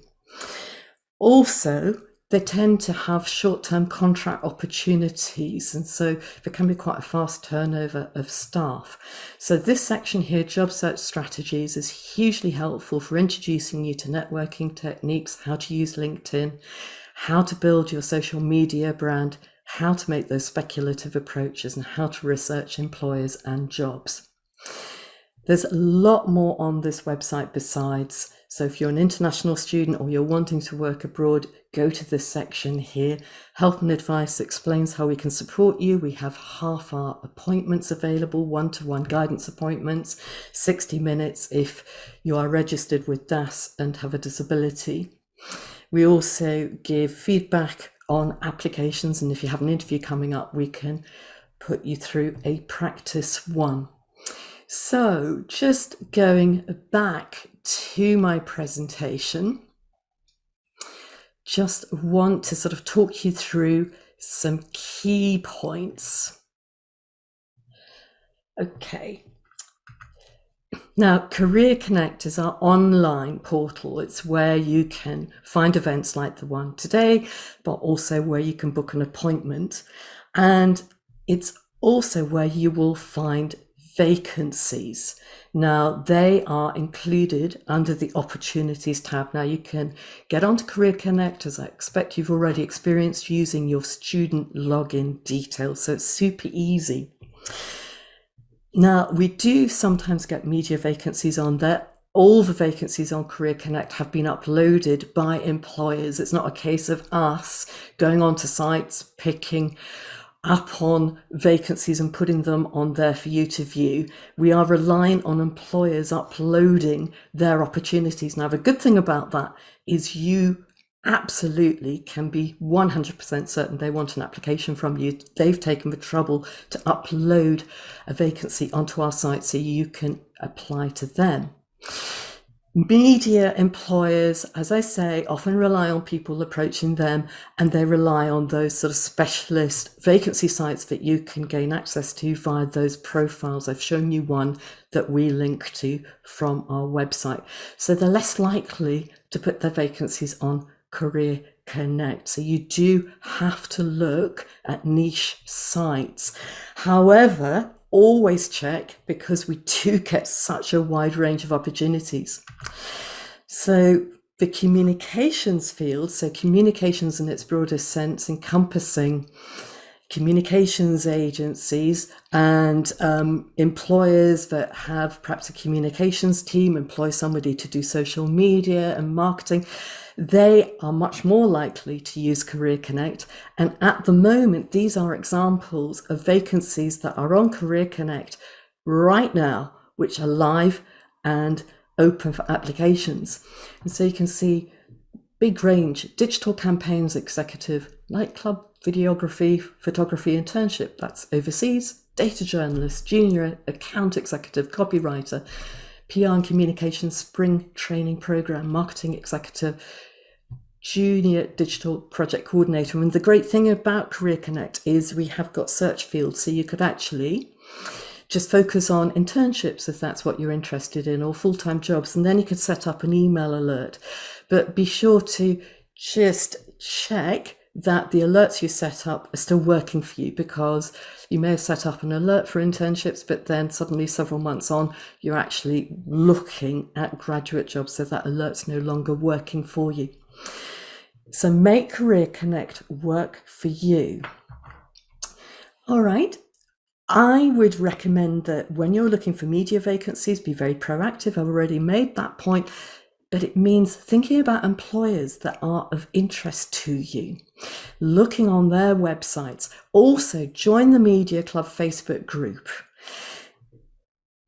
The Edinburgh International Television Festival Network is an example of something I've posted about very recently on the Media Club Facebook group. You can join the Media Club Facebook group super easily. You will find a link to it at the bottom of the career service website, manchester.ac.uk/careers. So as a student of University of Manchester, I would love you to join our Facebook group. If you're a graduate, likewise, that is open to you. And what I do is I will look for opportunities like the network and I will post about them, so you've got easy access to that information. So the Edinburgh International TV Festival Network is an example of a free entry level scheme for anybody aged over 18. It's absolutely amazing. It takes place in Edinburgh in August, and anyone who is anyone in the industry is there at that festival. So it's a great networking opportunity as well as a training one. So I went on to several sites. So at the moment, Channel 4 Studio Editor Apprenticeship is open. ITV's got an assistant digital publisher role. I think the deadline's today. BBC's got a production management assistant role for live music. So that is an entry-level role, production manager assistant. Once you've got experience in that, you could be a production manager. Look on websites like Career Connect, but also specialist ones like Mandy.com and productionbase.com. But crucially, also think about employers of interest to you and look on their websites and follow their social media. Okay, so pathways. I went onto LinkedIn to call up examples of University of Manchester graduates working in the media. And they've all taken different pathways, but sometimes you can see points in common. So if you're interested in journalism, news and current affairs, it's quite difficult to actually get started as a journalist unless you have got a journalism qualification. And many postgrad journalism qualifications will be accredited by the National Council for Training of Journalists or Broadcasting Journalism Training Council. There is an exception. City University has one of the longest running newspaper journalism courses, incredibly well thought of, and they have chosen not to accredit that, so that isn't accredited. So use the profiles on Screen Skills and Prospects to find out about specific roles. If you want to be a television producer, then a good starting point is a runner position. You might then become a TV researcher, and that might lead to being a TV producer or director. Marketing manager, you might start with a marketing executive role, go on to be an account manager or senior account manager. Social media manager, relatively new role. Didn't see many examples of that 5 years ago, seeing far, far more now. But you might start as a social media assistant and then progress on to being a manager or producer. So it's really important that you do your research. You've already heard from Margaret Bergin from Screen Skills that the vast majority of programs that we see on streaming services and on terrestrial channels like ITV, Channel 4, BBC are actually made by independent production companies. There is a statutory requirement that BBC, ITV and Channel 4 do commission programs from them. So if you go to a website for PACT, that was Producers Alliance of Cinema and Television, you will be able to see a list of their members. They represent independent production companies. So that is a way of calling up a list of independent production companies. They vary in size. Some may employ just a few people. Others are really huge. So the largest are All3Media, Endemol Shine, RDF Television, and Hat-Trick Productions. Start to take an interest in the media that you engage with, programs you watch, podcasts that you listen to, things online that take your interest. Really focus attention on who's made that content. When did they make it? Something that is worth engaging with is Prolific North. So this is a sort of online newsletter telling us all about what's happening in the media and communications industry in the north of England, absolutely free of charge for you to access. And it's a terrific way of finding out what's happening in the industry. So they will be saying something about a company that's just won a really important commission, and you're like, okay, maybe they'll be hiring people. You could reach out to that company, send your CV, see whether they perhaps have some forthcoming work experience opportunities or an entry-level role. It's just hugely important to keep up to date with what is happening in the sector that you would like to join. Also, think about professional bodies. So if you're interested in the communications industry, you need to be thinking about these professional bodies, Chartered Institute of Public Relations, and also Public Relations and Communications Association.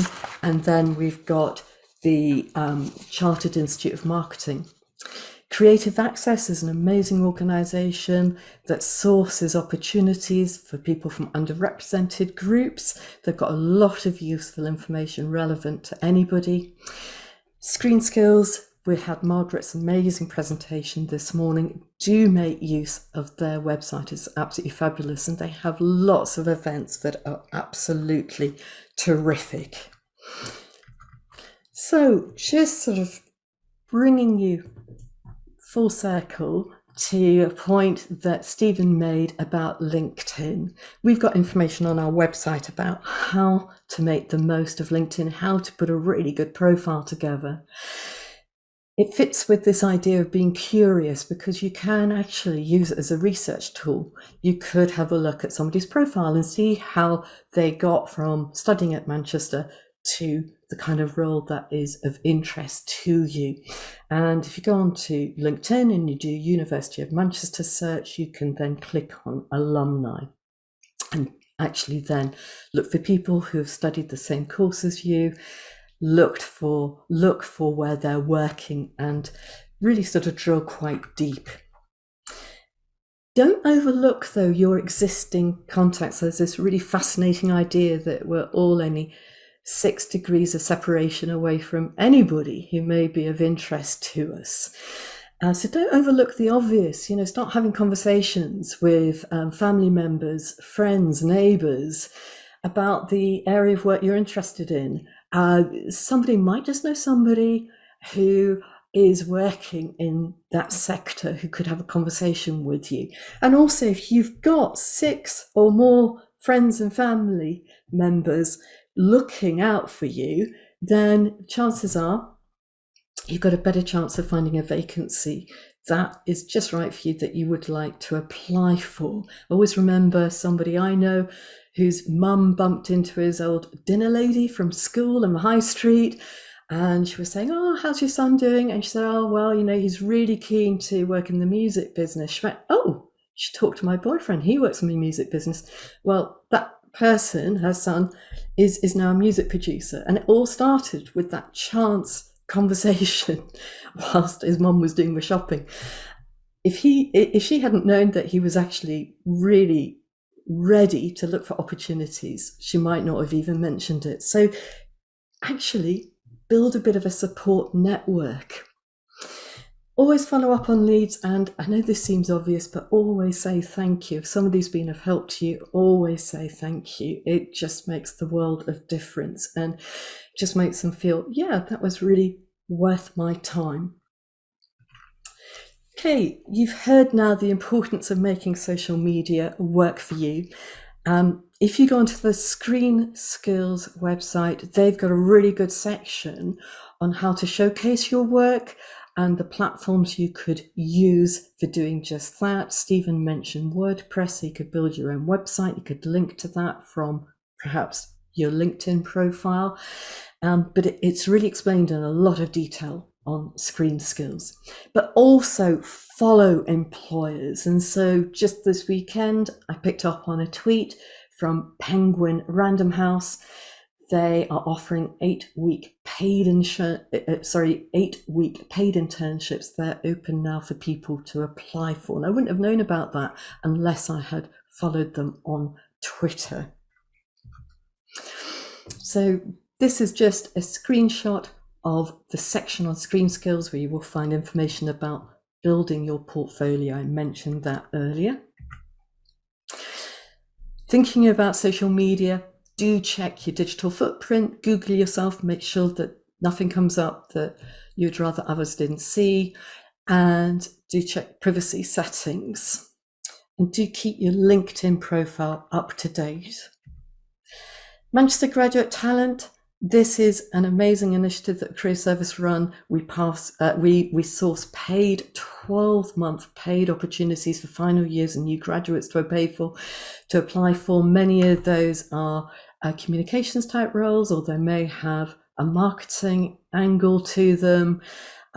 So don't just sort of go off the title of the opportunity, because it might be from having a look at the details that you see that there is an element of the job that links well to what you ultimately want to do. So you can join our Facebook group to find out information about that, or email mgt@manchester.ac.uk. We do put all the opportunities for MGT on Career Connect. Okay, different ways to add to your CV. Just suggestions: volunteering, community radio, hospital radio, student media, you've heard all about. We link to free digital skills, short courses from our website. Might want to teach yourself how to edit. We also on the website link to virtual work experience. And of course, student media.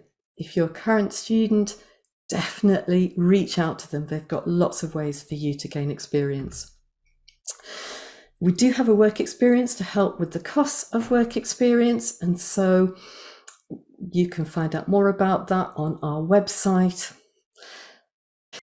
I'm just going to bring this to a close, but just to let you know that we have information on CVs, but have a look at the recording again, because Margaret Bergen gave some really good tips on putting together a media CV. That's really fantastic information, so do have a look at that recording so you can pick up on the tips that Margaret shared. Support from us, I explained right at the start different ways that we can support you. It's all explained in the help and advice section of our website. Right, so really pleased that we're moving on to the panel section. Can see that Ashley is with us, and also Kareem and Louise Croft. Hi, Kareem.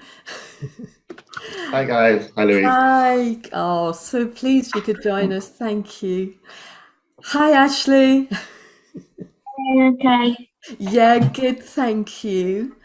And we're going to be joined by Louise. Hi, Louise. Hello.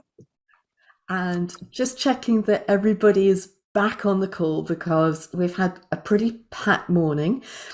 We just gave everybody 5 minutes to just stretch their legs, get a drink, and I think we're good to go. Thank you so much for joining us. Ashley, lovely to see you in person. First came across you on LinkedIn. So a good example of how useful that platform is. It was really terrific to call up your details and see that you studied with us.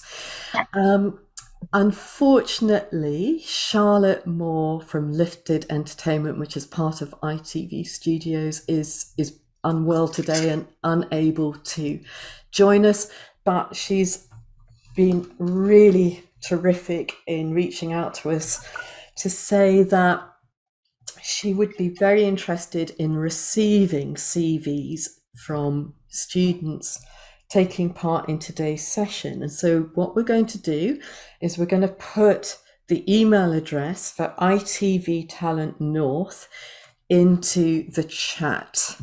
And I'm just going to do that now. So ITV Talent North at itv.com.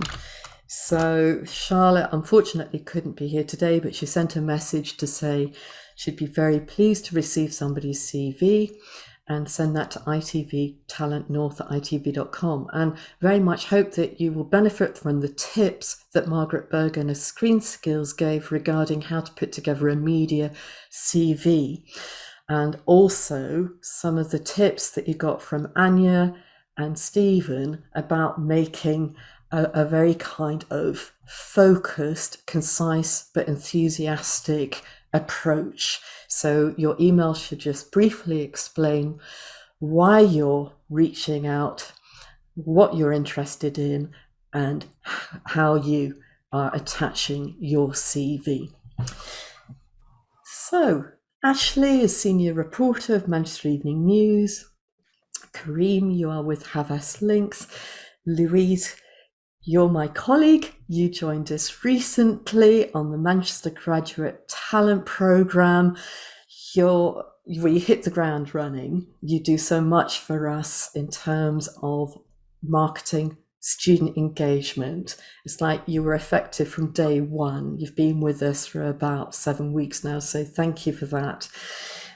Each of you are going to have a couple of minutes to introduce yourself, and then we'll come back to the starting person, and you're going to say a bit more about what you do, what a typical day is like, and suggestions for how others can follow in your footsteps, and more besides. Who would like to go first? Ashley, you're top of I don't mind going slide. first. Is that Yeah. okay? Fantastic. Yeah, that's fine. Yeah. Over to you. Yeah, so I'm Ashley. I'm a senior reporter at the Manchester Evening News. So I went to the University of Manchester and studied English language. And then after my degree, I studied a Masters in Journalism at the University of Salford, which also included the NCTJ journalism qualification. Straight from there, I got a job at Cavendish Press, which is a news agency in Manchester, which was based in Media City. And then from there, I got the job at the Manchester Evening News as a trainee reporter, took my senior exams, and now I'm a senior reporter. So that's me at the minute. Thank you so much. Kareem. Cool. Yeah. Hi, I'm Kareem. I'm currently an account manager at Havas Links, which is a kind of global healthcare advertising agency. I can go into a little bit what that is later on, just because there's a little, it does the naming and the words involved in my job role, I don't think a lot of people are aware of. But essentially, I studied at Uni of Manchester as well. I did English literature and linguistics. And I went straight from that into a internship at the Career Service, actually. So I did a marketing and communications internship there, all around, getting skills in marketing and comms. And then straight from there, landed onto the graduate program at Harris Links as an account exec. Did that for around 2 years. And then I'm now still within the team. And I've been there for around just under 3 years now.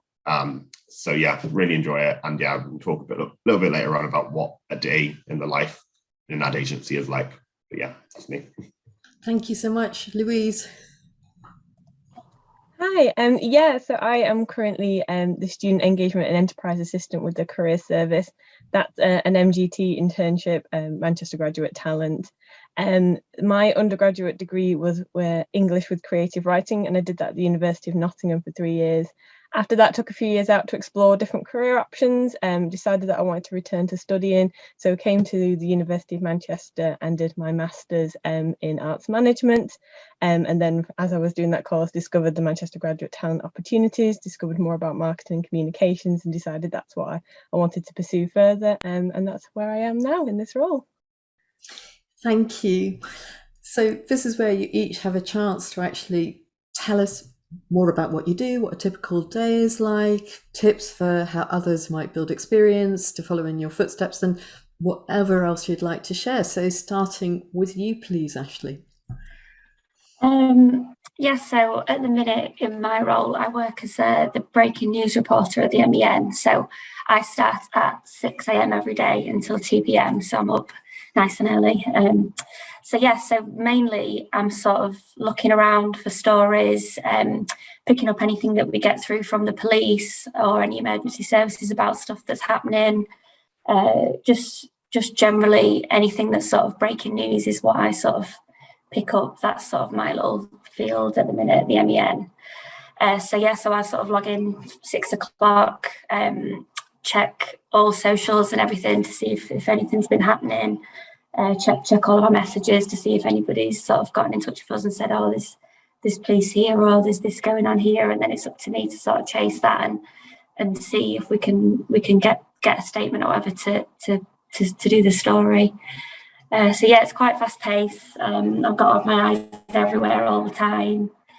As you can see at the minute, I'm at home, but our office is open again. A couple of times a week I've been going in, but obviously I have to get up at 5 o'clock, so I do prefer working from home sometimes. So that's mainly what I do at the MEN. Obviously there's quite a big team of us. There's probably 10-15 reporters on the main team, and then we've got a My Brand team now as well, which do our sites. There's like My Salford, My Oldham, My Bolton, and they sort of do more local, like patchwork on the ground. They're sort of doing that sort of journalism. Advice, I would say work experience is a massive one. So I sort of always knew that I wanted to go into journalism, but I picked to do an English degree just because I wanted to sort of keep my options open and do something sort of pretty general. And I wanted to come to Uni Manchester as well. So, but during my time doing my English degree, I tried to do a bit of work experience each year. So in my first year, I applied for a work experience at the BBC, and I think I did about a week on Newsround, and that was brilliant. That really was a good bit of work experience. And then I did something at a local marketing agency called Tunafish Media. And these were just stuff that I sort of applied for myself. I just had a look online, and the BBC have like proper work experience schemes. But I think the marketing one, I just emailed them and asked them if I could do a week there. And then I did a little bit of work experience at the Bolton News as well. And that was just through sort of me asking them. So I would definitely say work experience is. I don't know if it's just if I'm experiencing that Ashley's screen has frozen. Is it just me? Mine too. Ashley, unfortunately, we've just lost you for a moment. Hopefully you'll join us in a second. Sometimes, as we know, this is what happens with Zoom. If it remains frozen, what I'm going to do is ask you to leave the call and then rejoin. So hopefully that will sort it out.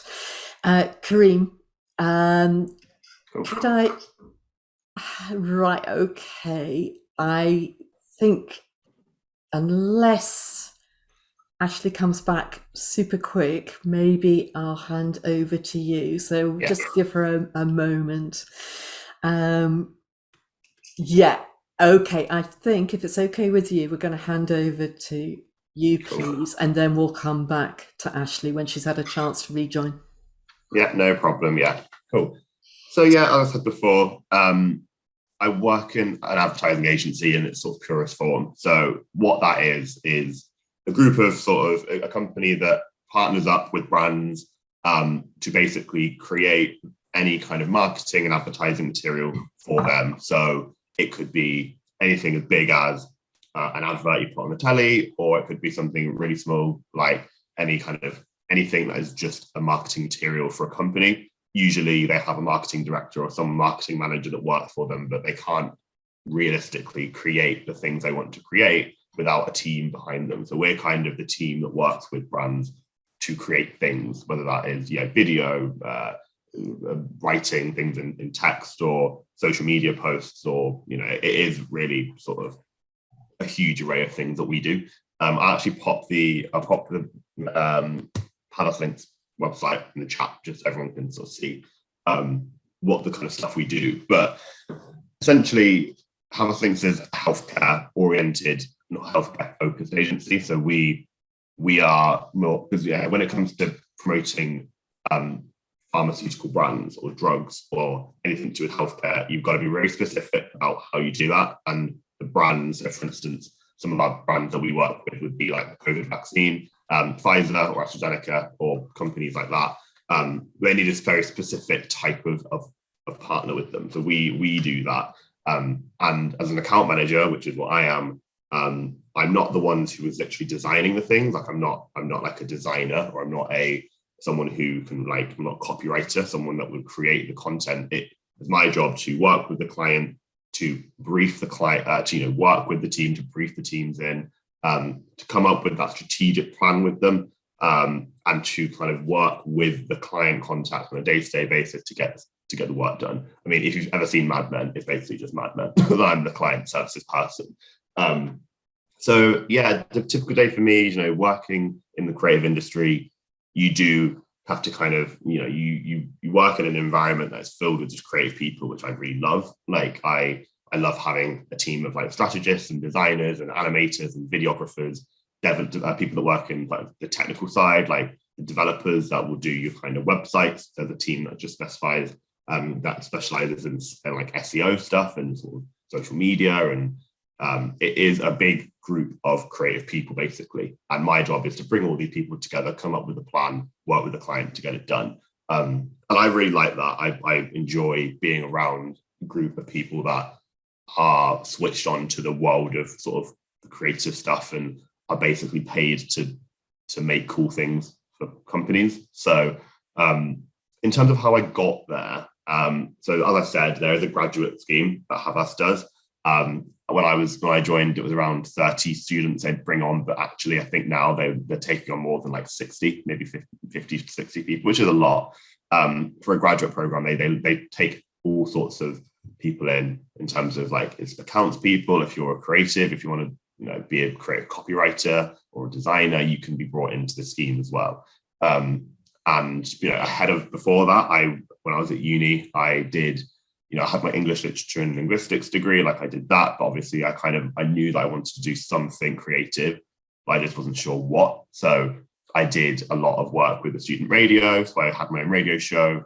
And off the back of that, I did the kind of social media for the show. I tried to create some content for that show and just sort of made it in something a bit bigger so I could put it on my CV and say, yes, I did this, but I also did other sort of things around it.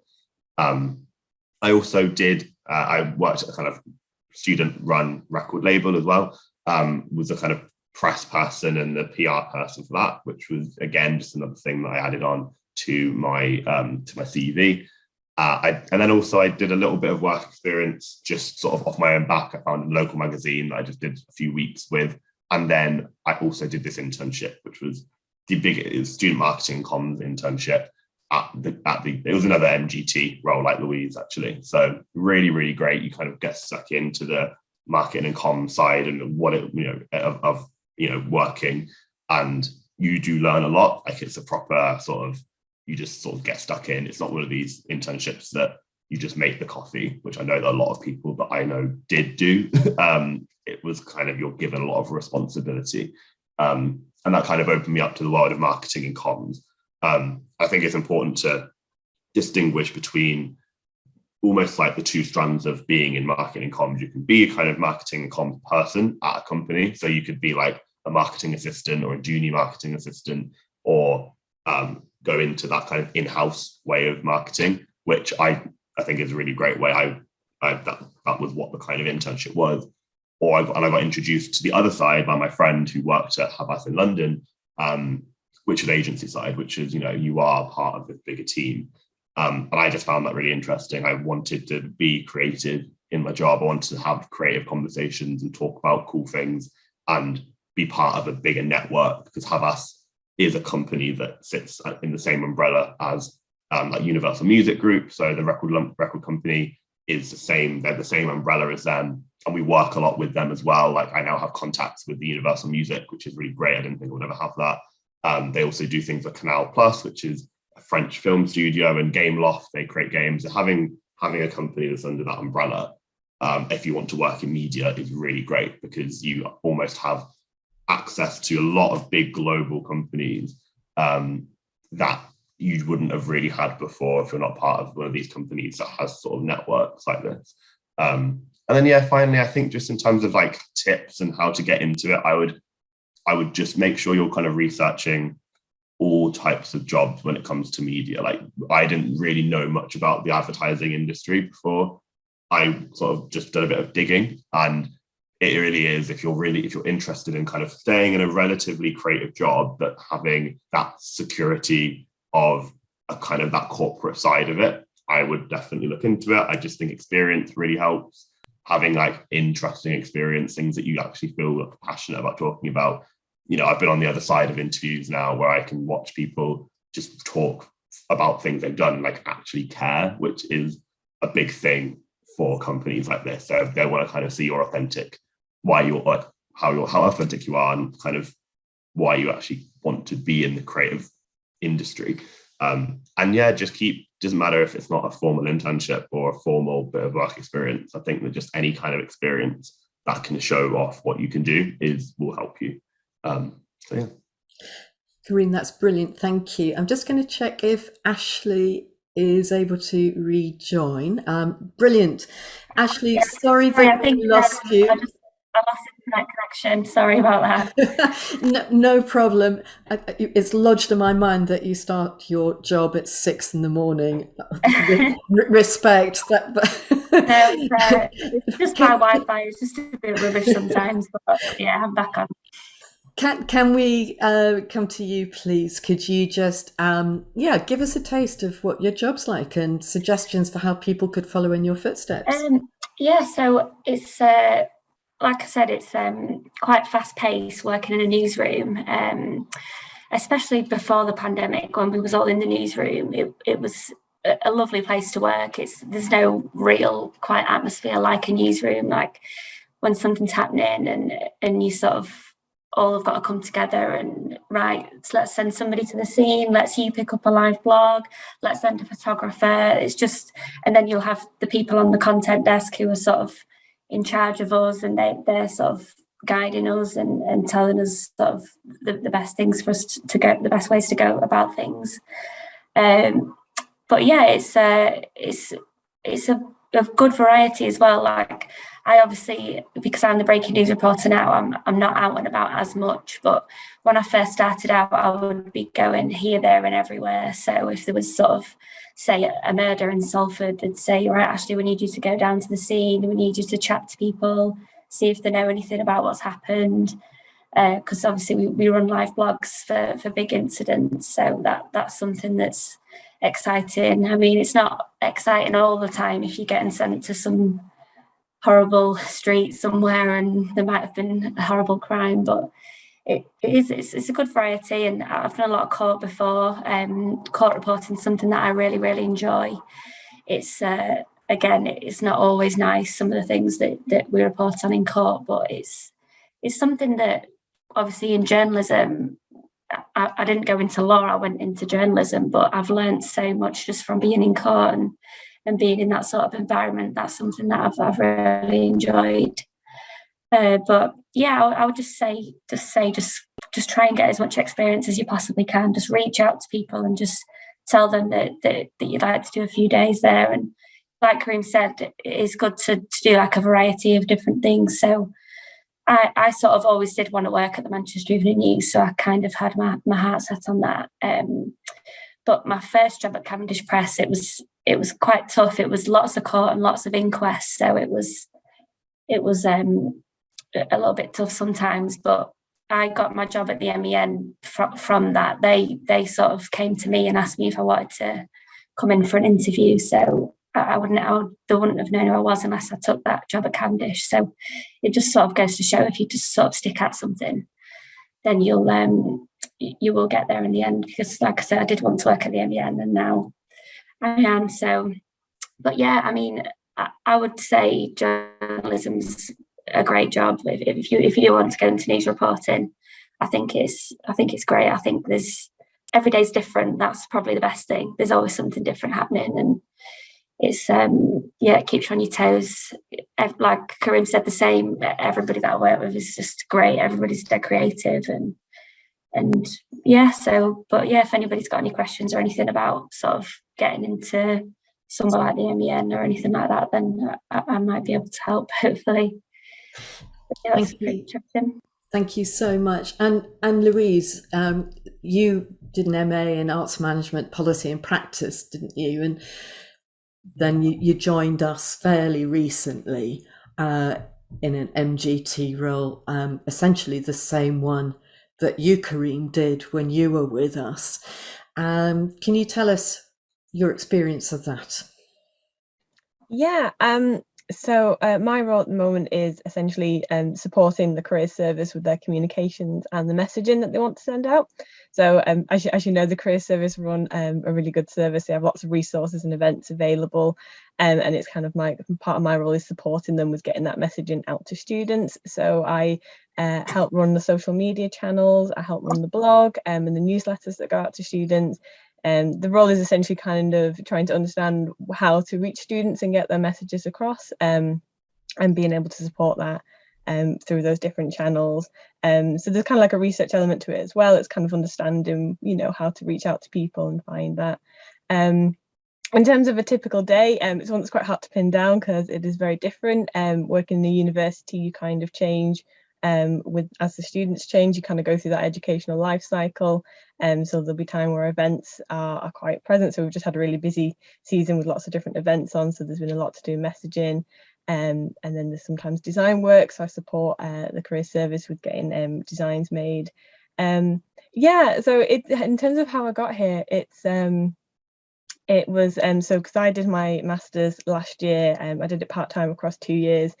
So I was kind of like halfway through the second semester of my first year when the pandemic happened, and so everything went online, and that made it quite hard to get experience in different things because everything had shut. So my intention had been to do loads of volunteering in person, and I just couldn't do any of that anymore. So it did make things really difficult. So I had to kind of think of different ways to do it. So I did start attending a lot of different events, some of them with the career service, or there were ones that I just saw online, like webinars and things I signed up for to get knowledge and experience. In terms of my second year, I made sure to keep in contact with the girls and the people I was in contact with who had just graduated. And that was kind of like one of the ways that I learned about MGT, because one of the girls did the role before me and said, yeah, it was really good, and kind of gave me an idea of how I could use the role. So yeah, I kind of just like kept my eyes and my ears open really for that, and just kind of used what opportunities I did have. So I was working a retail position, knew that I wanted to kind of go into kind of like an events and communication side. So I looked out for opportunities. It came up that they were looking for someone to help run their events, their in-store events, because it was a bookshop, and they had lots of like literary events going on. So I volunteered for that. And then once the pandemic had died down a bit and we got them back started, it meant I could just kind of slip back into that role and help support with that. And that gave me more experience in the kind of communications and marketing side, because I was promoting the events. So it was a bit tricky, but I just kind of like kept looking out for different opportunities that I did have available to me, and just helped out where I could in terms of like promoting the events that they had. And yeah, managed to, luckily it worked out for me well. And yeah, then when I saw this available in the MGT website, I'd been, after getting advice about to look out for the MGT roles, I made up to sign up to the Facebook page and the vacancy bulletin, and this one came up and I thought this could be a really good opportunity for me. And it has been, I've learned so many new skills in just, I've only been here like 2 months, but it's been great. I've learned so many new things. And yeah, would definitely advise students look out for those kind of opportunities, because you never know what's going to come up and what you can learn from them. Thank you so much. So Offiong has put a question in the chat. Thanks, Offiong. Thanks to all the panelists. I just wanted to ask, how was your work affected during COVID? Who would like to go first with this one? Good question. I can answer this from a kind of from my perspective. It was a weird one. Like, obviously, just from a kind of personal point of view, I was sort of half a year into the job, maybe a little bit longer, and then obviously we had to start working from home, and that really was difficult when it comes to when you learn, like, when you're in a new job, like, you want to just be around people to learn from them and just take in what they're doing and all that kind of stuff. So it was quite tricky for a little bit to just like feel like I'm learning things, because you just want to, it went all online, like keeping things, questions. You have so many questions when you're working at a new place, and having to kind of ask them all kind of on a Teams message was just felt weird at the beginning. But the thing about marketing, the thing about advertising, was that it actually, in terms of business perspective, didn't actually affect it too much. In fact, because we are in the industry of digital, and like we not only create video content, but we are creating websites and social campaigns, and every company then had to really tighten up on their digital offering, because you've gone from being a world that is, so if in pharma some people were still really relying on leaflets and creating like banners that people saw out in the world, and everyone needed to redo their digital strategies. So it actually was a very safe job to be in. Like, I don't think anybody in our company got furloughed, and there was probably around 500 of us, so that's it felt safe in that sense. And it opened up a lot of opportunities in terms of, beforehand, I remember I was working on projects that some of the time our clients are quite global, and a lot of the time people would be flying off to different countries literally every week to deliver talks or to work on projects and go to client meetings abroad, when really now that was not happening. I was actually able to talk to a load of clients face to face on calls, get that airtime in with senior clients, deliver a lot of work to different countries, because everything is online. And that did actually open up a lot of opportunities for me in terms of creating really cool stuff with different people. And we're not really constrained with the thing of like, I've got clients in Australia now that we've kind of managed to make work, even though beforehand we would have been more inclined to keep it all a bit local, because we would usually go and see them in person. So even though, it was quite difficult at the beginning, I think that it did open up a lot of things. And when you're working in the digital industry, everything being online and digital has opened up a lot of doors. And but then at the same time, it was a difficult, I think a lot of people found it quite tough joining in during COVID. But hopefully, as things, fingers crossed, die down, as you go into the world of work, we're all a bit more adjusted to how it works. We know how to work with COVID. We know how to get projects finished with the world being how it is.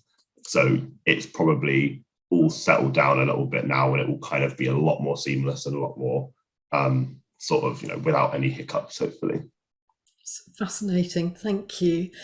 Ashley? Yeah, so obviously as soon as the pandemic started, we had our office shut, and everybody was just sent to work from home.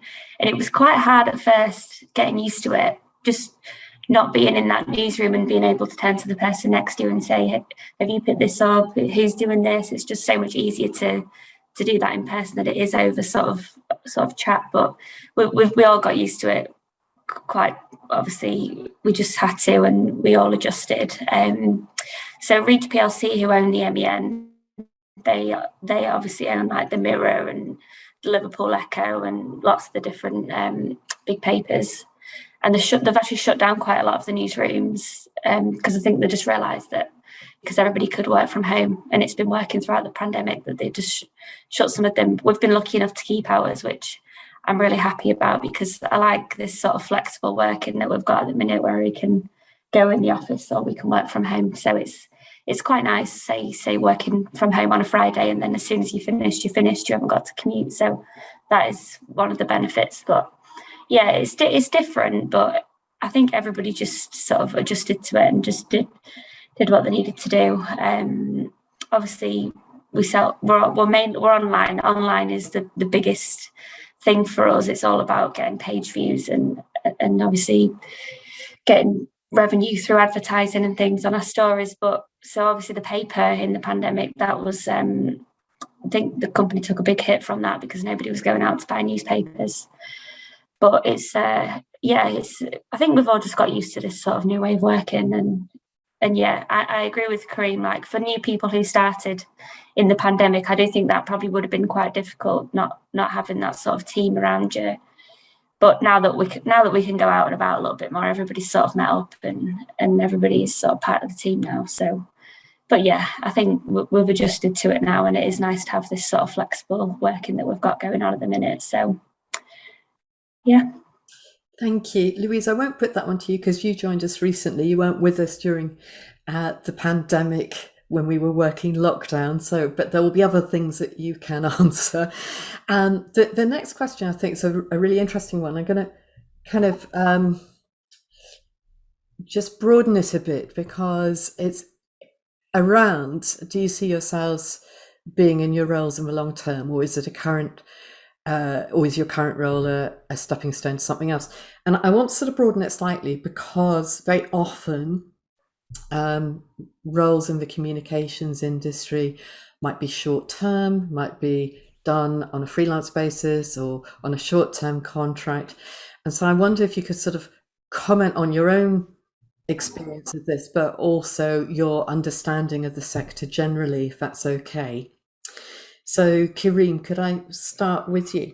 Yeah, cool. Yeah, so this is for the ad industry and sort of the creative industry as a whole. There are lots of different ways to do it. Like, you can have a permanent position like myself, and I do think that I can see myself working in the creative industry for a while. I think there's a lot of different roles within it that you can kind of jump onto if you really want. But I do see myself staying in the industry for a while. I think that, like you said, advertising, you do get your kind of core team. So you have your core team of designers and creatives and writers and accounts people. But if I wanted to freelance, I could definitely do that. And a lot of designers and a lot of people that work in accounts do freelance. Like they, for instance, one of my friends, he wanted to move to Australia. So then he moved to Australia, he basically just would go into different agencies that were having a lot of work through at that current moment. You'd pick up the work and then you'd leave, and that was your way of kind of doing it. But in terms of like myself, yeah, I do like it a lot. Obviously, that it comes with its difficulties, and working in the creative industry is a very it can be very stressful in terms of like the demands and the deadlines and keeping people happy, and it is, but then it's also just really, really rewarding. And even sort of I've seen that there are lots of different roles within the agency world that I could probably be quite good at. Like, I think that if I ever wanted to become a creative copywriter, that wouldn't be too difficult to do now that I've been in the world of creative industries for a while, it wouldn't be a massive jump. It would more be an easy kind of few conversations. And I think what is important to remember as well is that like when you have like a LinkedIn that's up to date and you have people at work to place people in the recruitment industry, I do generally get about 5 messages a day being like, oh, do you want to work here? Do you want to work here? And that's just like how it works. Like it's pretty easy to move around the industry once you're in it. It's just getting that like foot in the door is always going to be the hardest thing. Like, so it isn't I think that now I'm here, I probably will stay. But if I wanted to move into a different sort of industry altogether, I've got so many skills I've learned from, finances and budgets and creating cool work and working with global clients, that it wouldn't be too difficult. But I think when you position yourself in an industry, if you're in there, it's pretty easy to just kind of have conversations, network with people, put your foot in another door, and it's not going to be as hard as it is when you're a student or a grad. I think that's always like the hardest foot in the door you'll ever get. So, but yeah, in terms of, and the other question was like, do you enjoy your job? Yes, I actually really do. It is rewarding, and it does get sort of tense and you are kind of working to the very last minute sometimes, but I do enjoy creating things and sort of working with a team and being able to do something literally completely different every day of the week. Like I could be like helping record a voiceover one day, doing a brand strategy the next day, like working on a really cool event that, working on a stand for a Congress event, or working on a campaign that's going to actually be out in the world, and seeing your company's work around Manchester, which I do sometimes see, is really great, because you're like, oh, like you worked on that. That's cool. So yeah. Fantastic. Thank you. Ashley. Yeah, I agree. It probably is that first step that is the hardest, which is why doing work experience and doing that networking is so important. So when I finished my master's, I took the job at Cavendish Press, but I was also offered a job at the Bolton News because I'd done work experience there, so they knew me through that. So, but yeah, it's definitely. Oh, is it just me, or is Ashley frozen? She's frozen for me as well. Okay, Ashley, you're frozen, so you may have to leave the call and come back. And while you do that, Louise, do you want to just pick up on that question? Yeah, sure. Yes, I really enjoy my role. I'm really, really enjoying it. And I think what is actually makes it really exciting as well is that it could be both. So it could be, so the internship I'm doing at the minute is for a year, and so it's due to end at the end of this year, but I'm quite hopeful that there might be other opportunities that could open up within the university for me to sidestep into, or within the career service itself. And I am really happy here, so I could see myself working here for a while. But at the same time, it's also given me lots of skills that can be easily transferred into similar roles or other departments. So I'm also quite hopeful that there might be other job opportunities that come up in other industry, within the same industry, but with other organisations, and that I would have the skills then to be able to put forward a good application. So I find that really exciting that it could be both. I'm loving what I'm doing at the minute, and I'm really enjoying learning it. So it's quite nice to kind of have that openness and not feel like, oh God, I have to get to here or this point. I can kind of just enjoy the journey, because I know whichever way it ends up, it's going to be nice. I definitely do see myself sticking with the creative industry. That was why I went and got my master's in arts management, because I knew that was the kind of industry I love, everything creative and cultural, and so I know that's my long-term goal. I don't see myself stepping out of that. Where possible, I'd like to stick with it, but in terms of the role and who I work for, I think that's quite open and quite varied, and yeah, I'm really excited to kind of see where it goes from there. Thank you. And I hope you don't have to deal with difficult people, which is part of the question. Yeah, I've got to mention that. Yeah, I haven't dealt with anyone difficult. So I feel quite honoured in that. I've not had to do anything with difficult people. Everyone's been very lovely and very pleasant. In terms of enjoyable parts of jobs. I guess for me it's been a big adjustment, because obviously I've gone from being like a master's student, the hours were quite short, and now I'm doing like full time. So the adjustment has been a bit not difficult, but it's been a big change. So it's been a big something that I've got to adjust to and get used to. But now 2 months in, and it doesn't seem like a problem. I'm used to it now. So that was the only thing I could say that maybe has been a challenge for me. But yeah, no, I'm quite easy. Don't have to deal with anything difficult at this point. Thank you. I'm going to hand over to Ashley. And actually, Ashley, I think that's a really good part of the question, dealing with difficult people, because you're working in a very pressurized environment sometimes. I'm sure the same is true for you too, Kareem. And so I just, wonder if you could sort of comment on the best way to perhaps remain calm under pressure. That's quite difficult, actually. Can you see me, by the way? We can. Yeah, it's great. I think you're maybe on your phone now, are you? Yeah, it's working. Again, so I just went on my phone. Yeah, I think obviously in my role as a journalist, I have dealt with difficult people before, like when I've been in court, or when it's sometimes stories that are a little bit sensitive and things like that. It can be hard, but the main thing I would say is just to sort of, because everybody sometimes sort of has this impression of journalists as being a little bit ruthless or sort of not sort of caring, but it's completely not true. I think as long as you're just sort of sensitive, and especially in things like court or inquests where there's families there, and especially if sort of you need to approach somebody for a story, it's just about doing it in the best way that you can, and people will speak to you if you speak to them in the right way. That's one thing that I've learned. Like if you want to get the story at the end of the day, you've just got to treat people in the right way.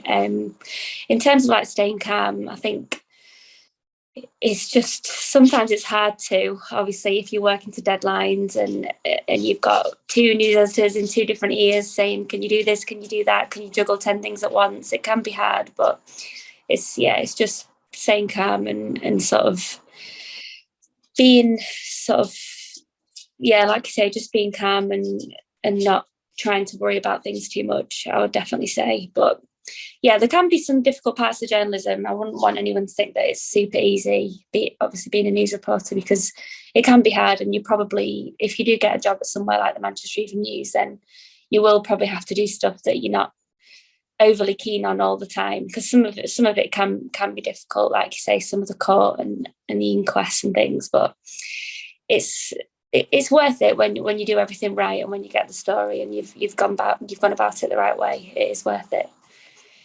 And in terms of career progression, I mean, you started with a journalism qualification, and can you just talk us through the steps? Yeah, obviously I did my degree at Manchester in English, and then from there I went to the Uni of Salford and did a master's in journalism. So that was quite intense, because it was sort of learning everything within a year. So I did a master's, and then alongside the master's in that course was the NCTJ, which is a journalism qualification. So if like me, you do want to go into news reporting, most places will ask if you've got the NCTJ. It's a really important qualification, and in that I learnt my shorthand as well. And that was another thing that I wanted to say on this call. If you do want to go into news reporting, as hard as it is to learn, it's probably the hardest thing that I've ever learned in my life. But shorthand is so important, and I use it every single day now. I couldn't do my job without it. So I learned that, passed my NCTJ, got the job at Cavendish Press for a year, which is a press agency. So we would go to court or inquests, write stories, and then people like the MEN, the Mirror, they would buy those stories. So I was getting bylines in national and regional newspapers straight away. Yes, I worked there for about 9 months, and then one of the editors at the MEN approached me and asked if I wanted to go for an interview for a maternity role, because obviously he'd seen my byline on all the stories that had come from Cavendish, so he knew who I was. So I took that. It was probably a little bit of a risk because I didn't know at the time it was going to become permanent, but I just thought I've got to go for it, and that's what I did. And then I think I'd only been there for 2-3 months, and they said that they was going to make it a permanent job. So I'm glad that I took that risk at the time. Thank you very much. Questions in the chat about people who've perhaps been a real influence, and I sort of wonder, linked to that, at what point did you each decide you wanted to take the pathway you have? So perhaps starting with you, Kareem, have you always wanted to work in communications, or did the thought arrive quite late on? It was kind of it was late on for me anyway. I mean, I knew that I wanted to work in something creative or comms based, sort of, since I started. Like I said, I had an English degree, mainly because I love books, but also because I knew it was general enough for me to do whatever I wanted. And then I also had a real time of kind of thinking that I was going to go into journalism, or thinking that I was going to go into work in the music industry, which, like, I think at the beginning I thought that you had to kind of, you had to do one thing forever, and that was like your path, and you could only do that thing, and that was it. Whereas now I'm kind of realizing that, like, okay, like I've done, like, advertising, creative industry is a big umbrella that I can kind of place myself in. And even just being at Havas, I've met and like taken advantage of people at work in the network. So like I had a contact at Universal that I just got on a call with and was like, just really sorry to like bother you. Like, we had a call once.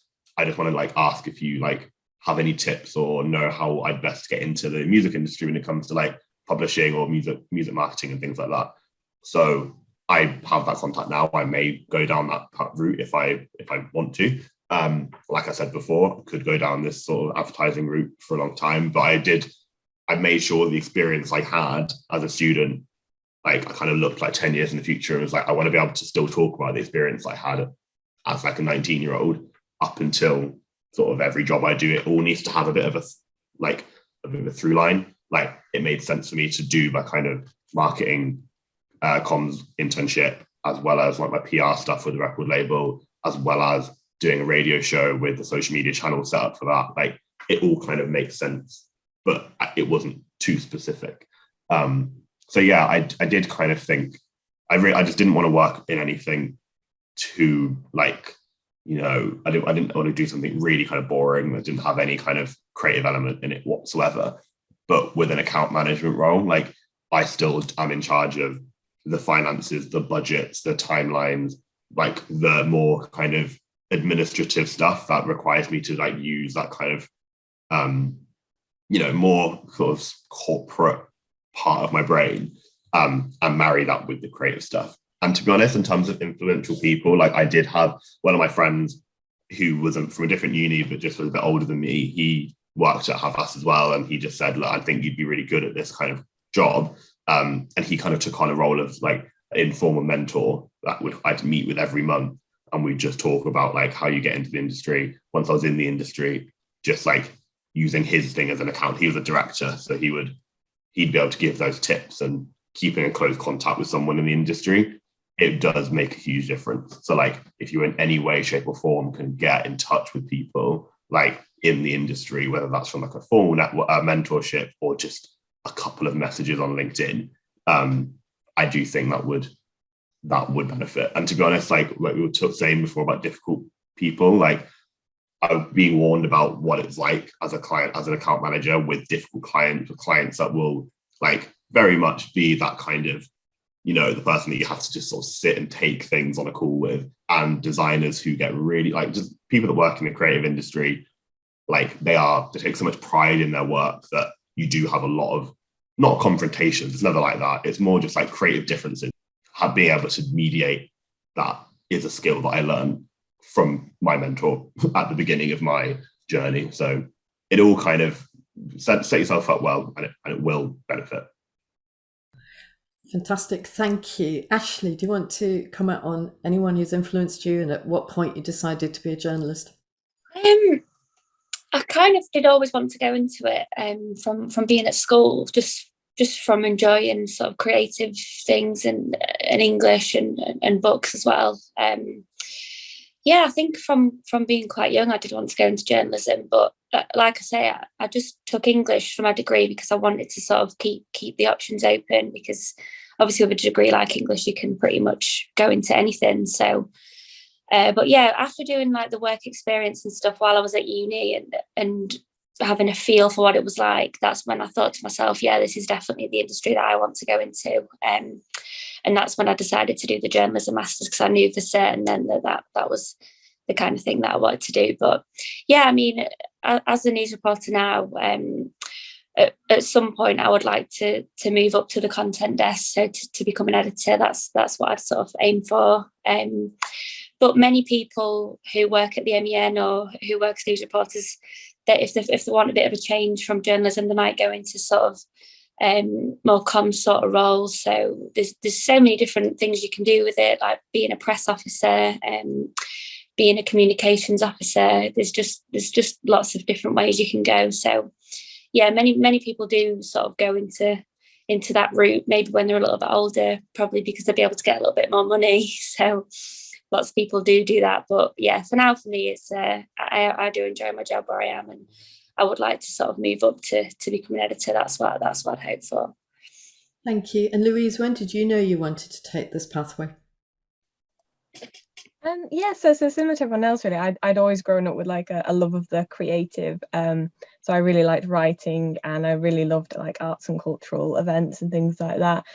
So when I was doing my undergraduate, I got involved with like student theatre and other kind of creative based societies to kind of explore that further. So I did kind of like assistant producer roles, assistant director roles. But at the time, that was kind of like the only careers I knew about in like the theatre industry was like director, producer, and I kind of twigged that possibly wasn't going to be for me long term, although I'd really enjoyed it. And so when I left uni, I kind of like thought, oh, I'll go and explore something else. So I actually ended up in education, working in a primary school. And whilst that was enjoyable and I learned a lot from it, I did kind of have the realization that I don't think this is for me. I don't think this is what I want to go and do long term. So I took a step back and was like, okay, what do we love? What do we enjoy? What would we want to do long term? And I kind of came back to the idea of like, well, we love the creative industry. We love everything theatre and arts based, but we also love people, from working with children, from working in retail positions and hospitality roles. I knew that I wanted something that, you know, would kind of like be a middle ground between the two, of working and engaging with people, but also have a creative element to it. So kind of went back to exploring different roles, came across the course at Uni of Manchester, which is the arts management role. And actually what I did first, because I was like, well, this is a bit of a big plunge to go back into education after having a few years out, I actually got in contact with the senior lecturer on the course and said, I'm interested in doing this, you know, can I find out a bit more? And she was brilliant. She actually invited me along to one of the seminars. So she was like, just sit in it and see if this is interesting to you. And it really was. She put me in contact with other students to talk about. So it kind of shows that reaching out to people, you will get a lot of information. People are willing to help. She was really brilliant. That made my mind up that I wanted to do the course. So I did that and then learned about all the different roles. I became more aware of like what you can actually do in the creative industry. It's not just them big roles that you hear about quite often. There's loads of different roles, and that's what got me interested in the kind of engagement, communications and marketing side of things. And that's when I was like, this is what I want to pursue further.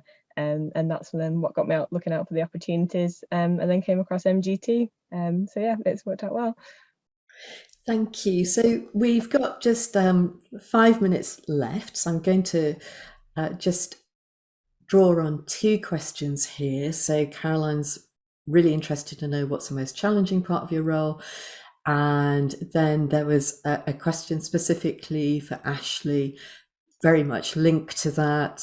You know, what's been the biggest controversy you've experienced when writing? So yeah, our final question basically around challenges and how to deal with them. Kareem, do you want to go first? Sure.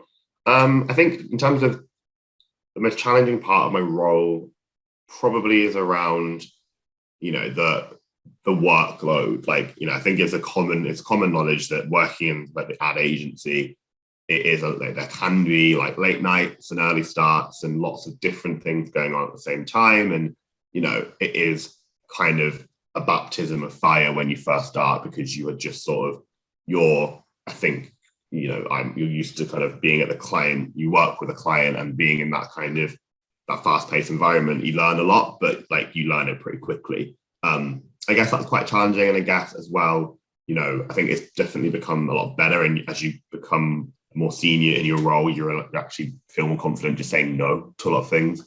But I think when you're kind of new into an industry, you want to just impress everybody, you want to do everything. I think that like that is, especially when there's so many opportunities available to you, like, you can essentially do a lot of, you can do a lot of different, you can go through a lot of different challenges, and you kind of have to just sort of, you work through it. I guess that is the one thing that you come at the end of it and you can just sort of work with the team really well. You work with a manager, you get support where it's needed. And, it isn't as scary as I think I look back at the things that I did when I was an account exec. And I was like, why did I stress so much about that? It's really nothing. So yeah, I think it's like working with tight deadlines and being the one to come up with that is the hardest part of my role. But it's never too hard for me to make me want to stop. Like it's just part of the industry, really. And gets easier. Oh, 100%. Yeah. Yeah. It's a breeze now, honestly. Like it's like things that I found stressful now. I'm looking at somebody that I'm helping manage, like a new grad, and I just have to keep telling them like, it's fine, it's chill. Like everything gets sorted. It always works out. Like and also at the end of it, you're working on fun projects. So it is worth it. So keep going. Yeah. Don't let that deter you. Thank you, Kareem. Ashley. Yeah, I'll probably say a similar thing. Just sort of working to deadlines, sort of the pressure, and that can be quite difficult. But even I suppose the difficult thing for me sometimes could actually just sort of be finding stories on quiet days. Obviously, we live in Greater Manchester. It's a huge place, and there's always stuff going on. But it's digging that stuff out and finding the stories and having something to go to my editors with and to say, this is what I'm working on today. But yeah, sometimes that can be hard. But it's just about sort of digging around and making contacts around Manchester. That's something that's really important. Yeah, I have had some difficult sort of experiences in court, especially and in inquests, because people don't often know that the press can be there. There's absolutely no reason why we shouldn't be there. But obviously sometimes people aren't happy about being in the paper and having the picture taken outside court, but we do it for a reason. We do it because they're obviously it's people should know about crimes and what's going on. So, but yeah, I've probably had people shouting at me saying, why is she here? She's not allowed in. But you've just got to keep calm, and you do get used to it. It's when I first started a news reporter, I was absolutely terrified the first time I went to an inquest.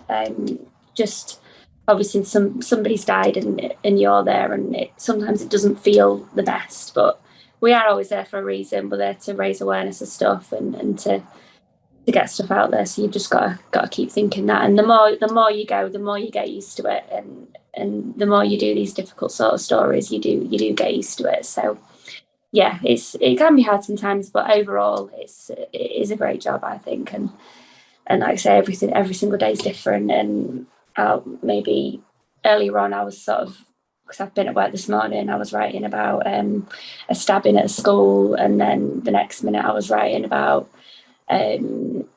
just sort of like the weather. So that's how different my job can be. So yeah, yeah, go. So yeah, you're having to sort of adapt, and no doubt you've got tight deadlines, and you're having to use your judgment the whole time. And yeah, but always got the professional. All of our content editors, and it's just like any job. It's just at first you think, wow, this is so hard, but then you do get there, and once you know what you're doing, it is a great job. Fantastic. Louise, any kind of comments you want to add? Yeah, I think for me what's been quite challenging is because I haven't done a role like this before. It's very new to me.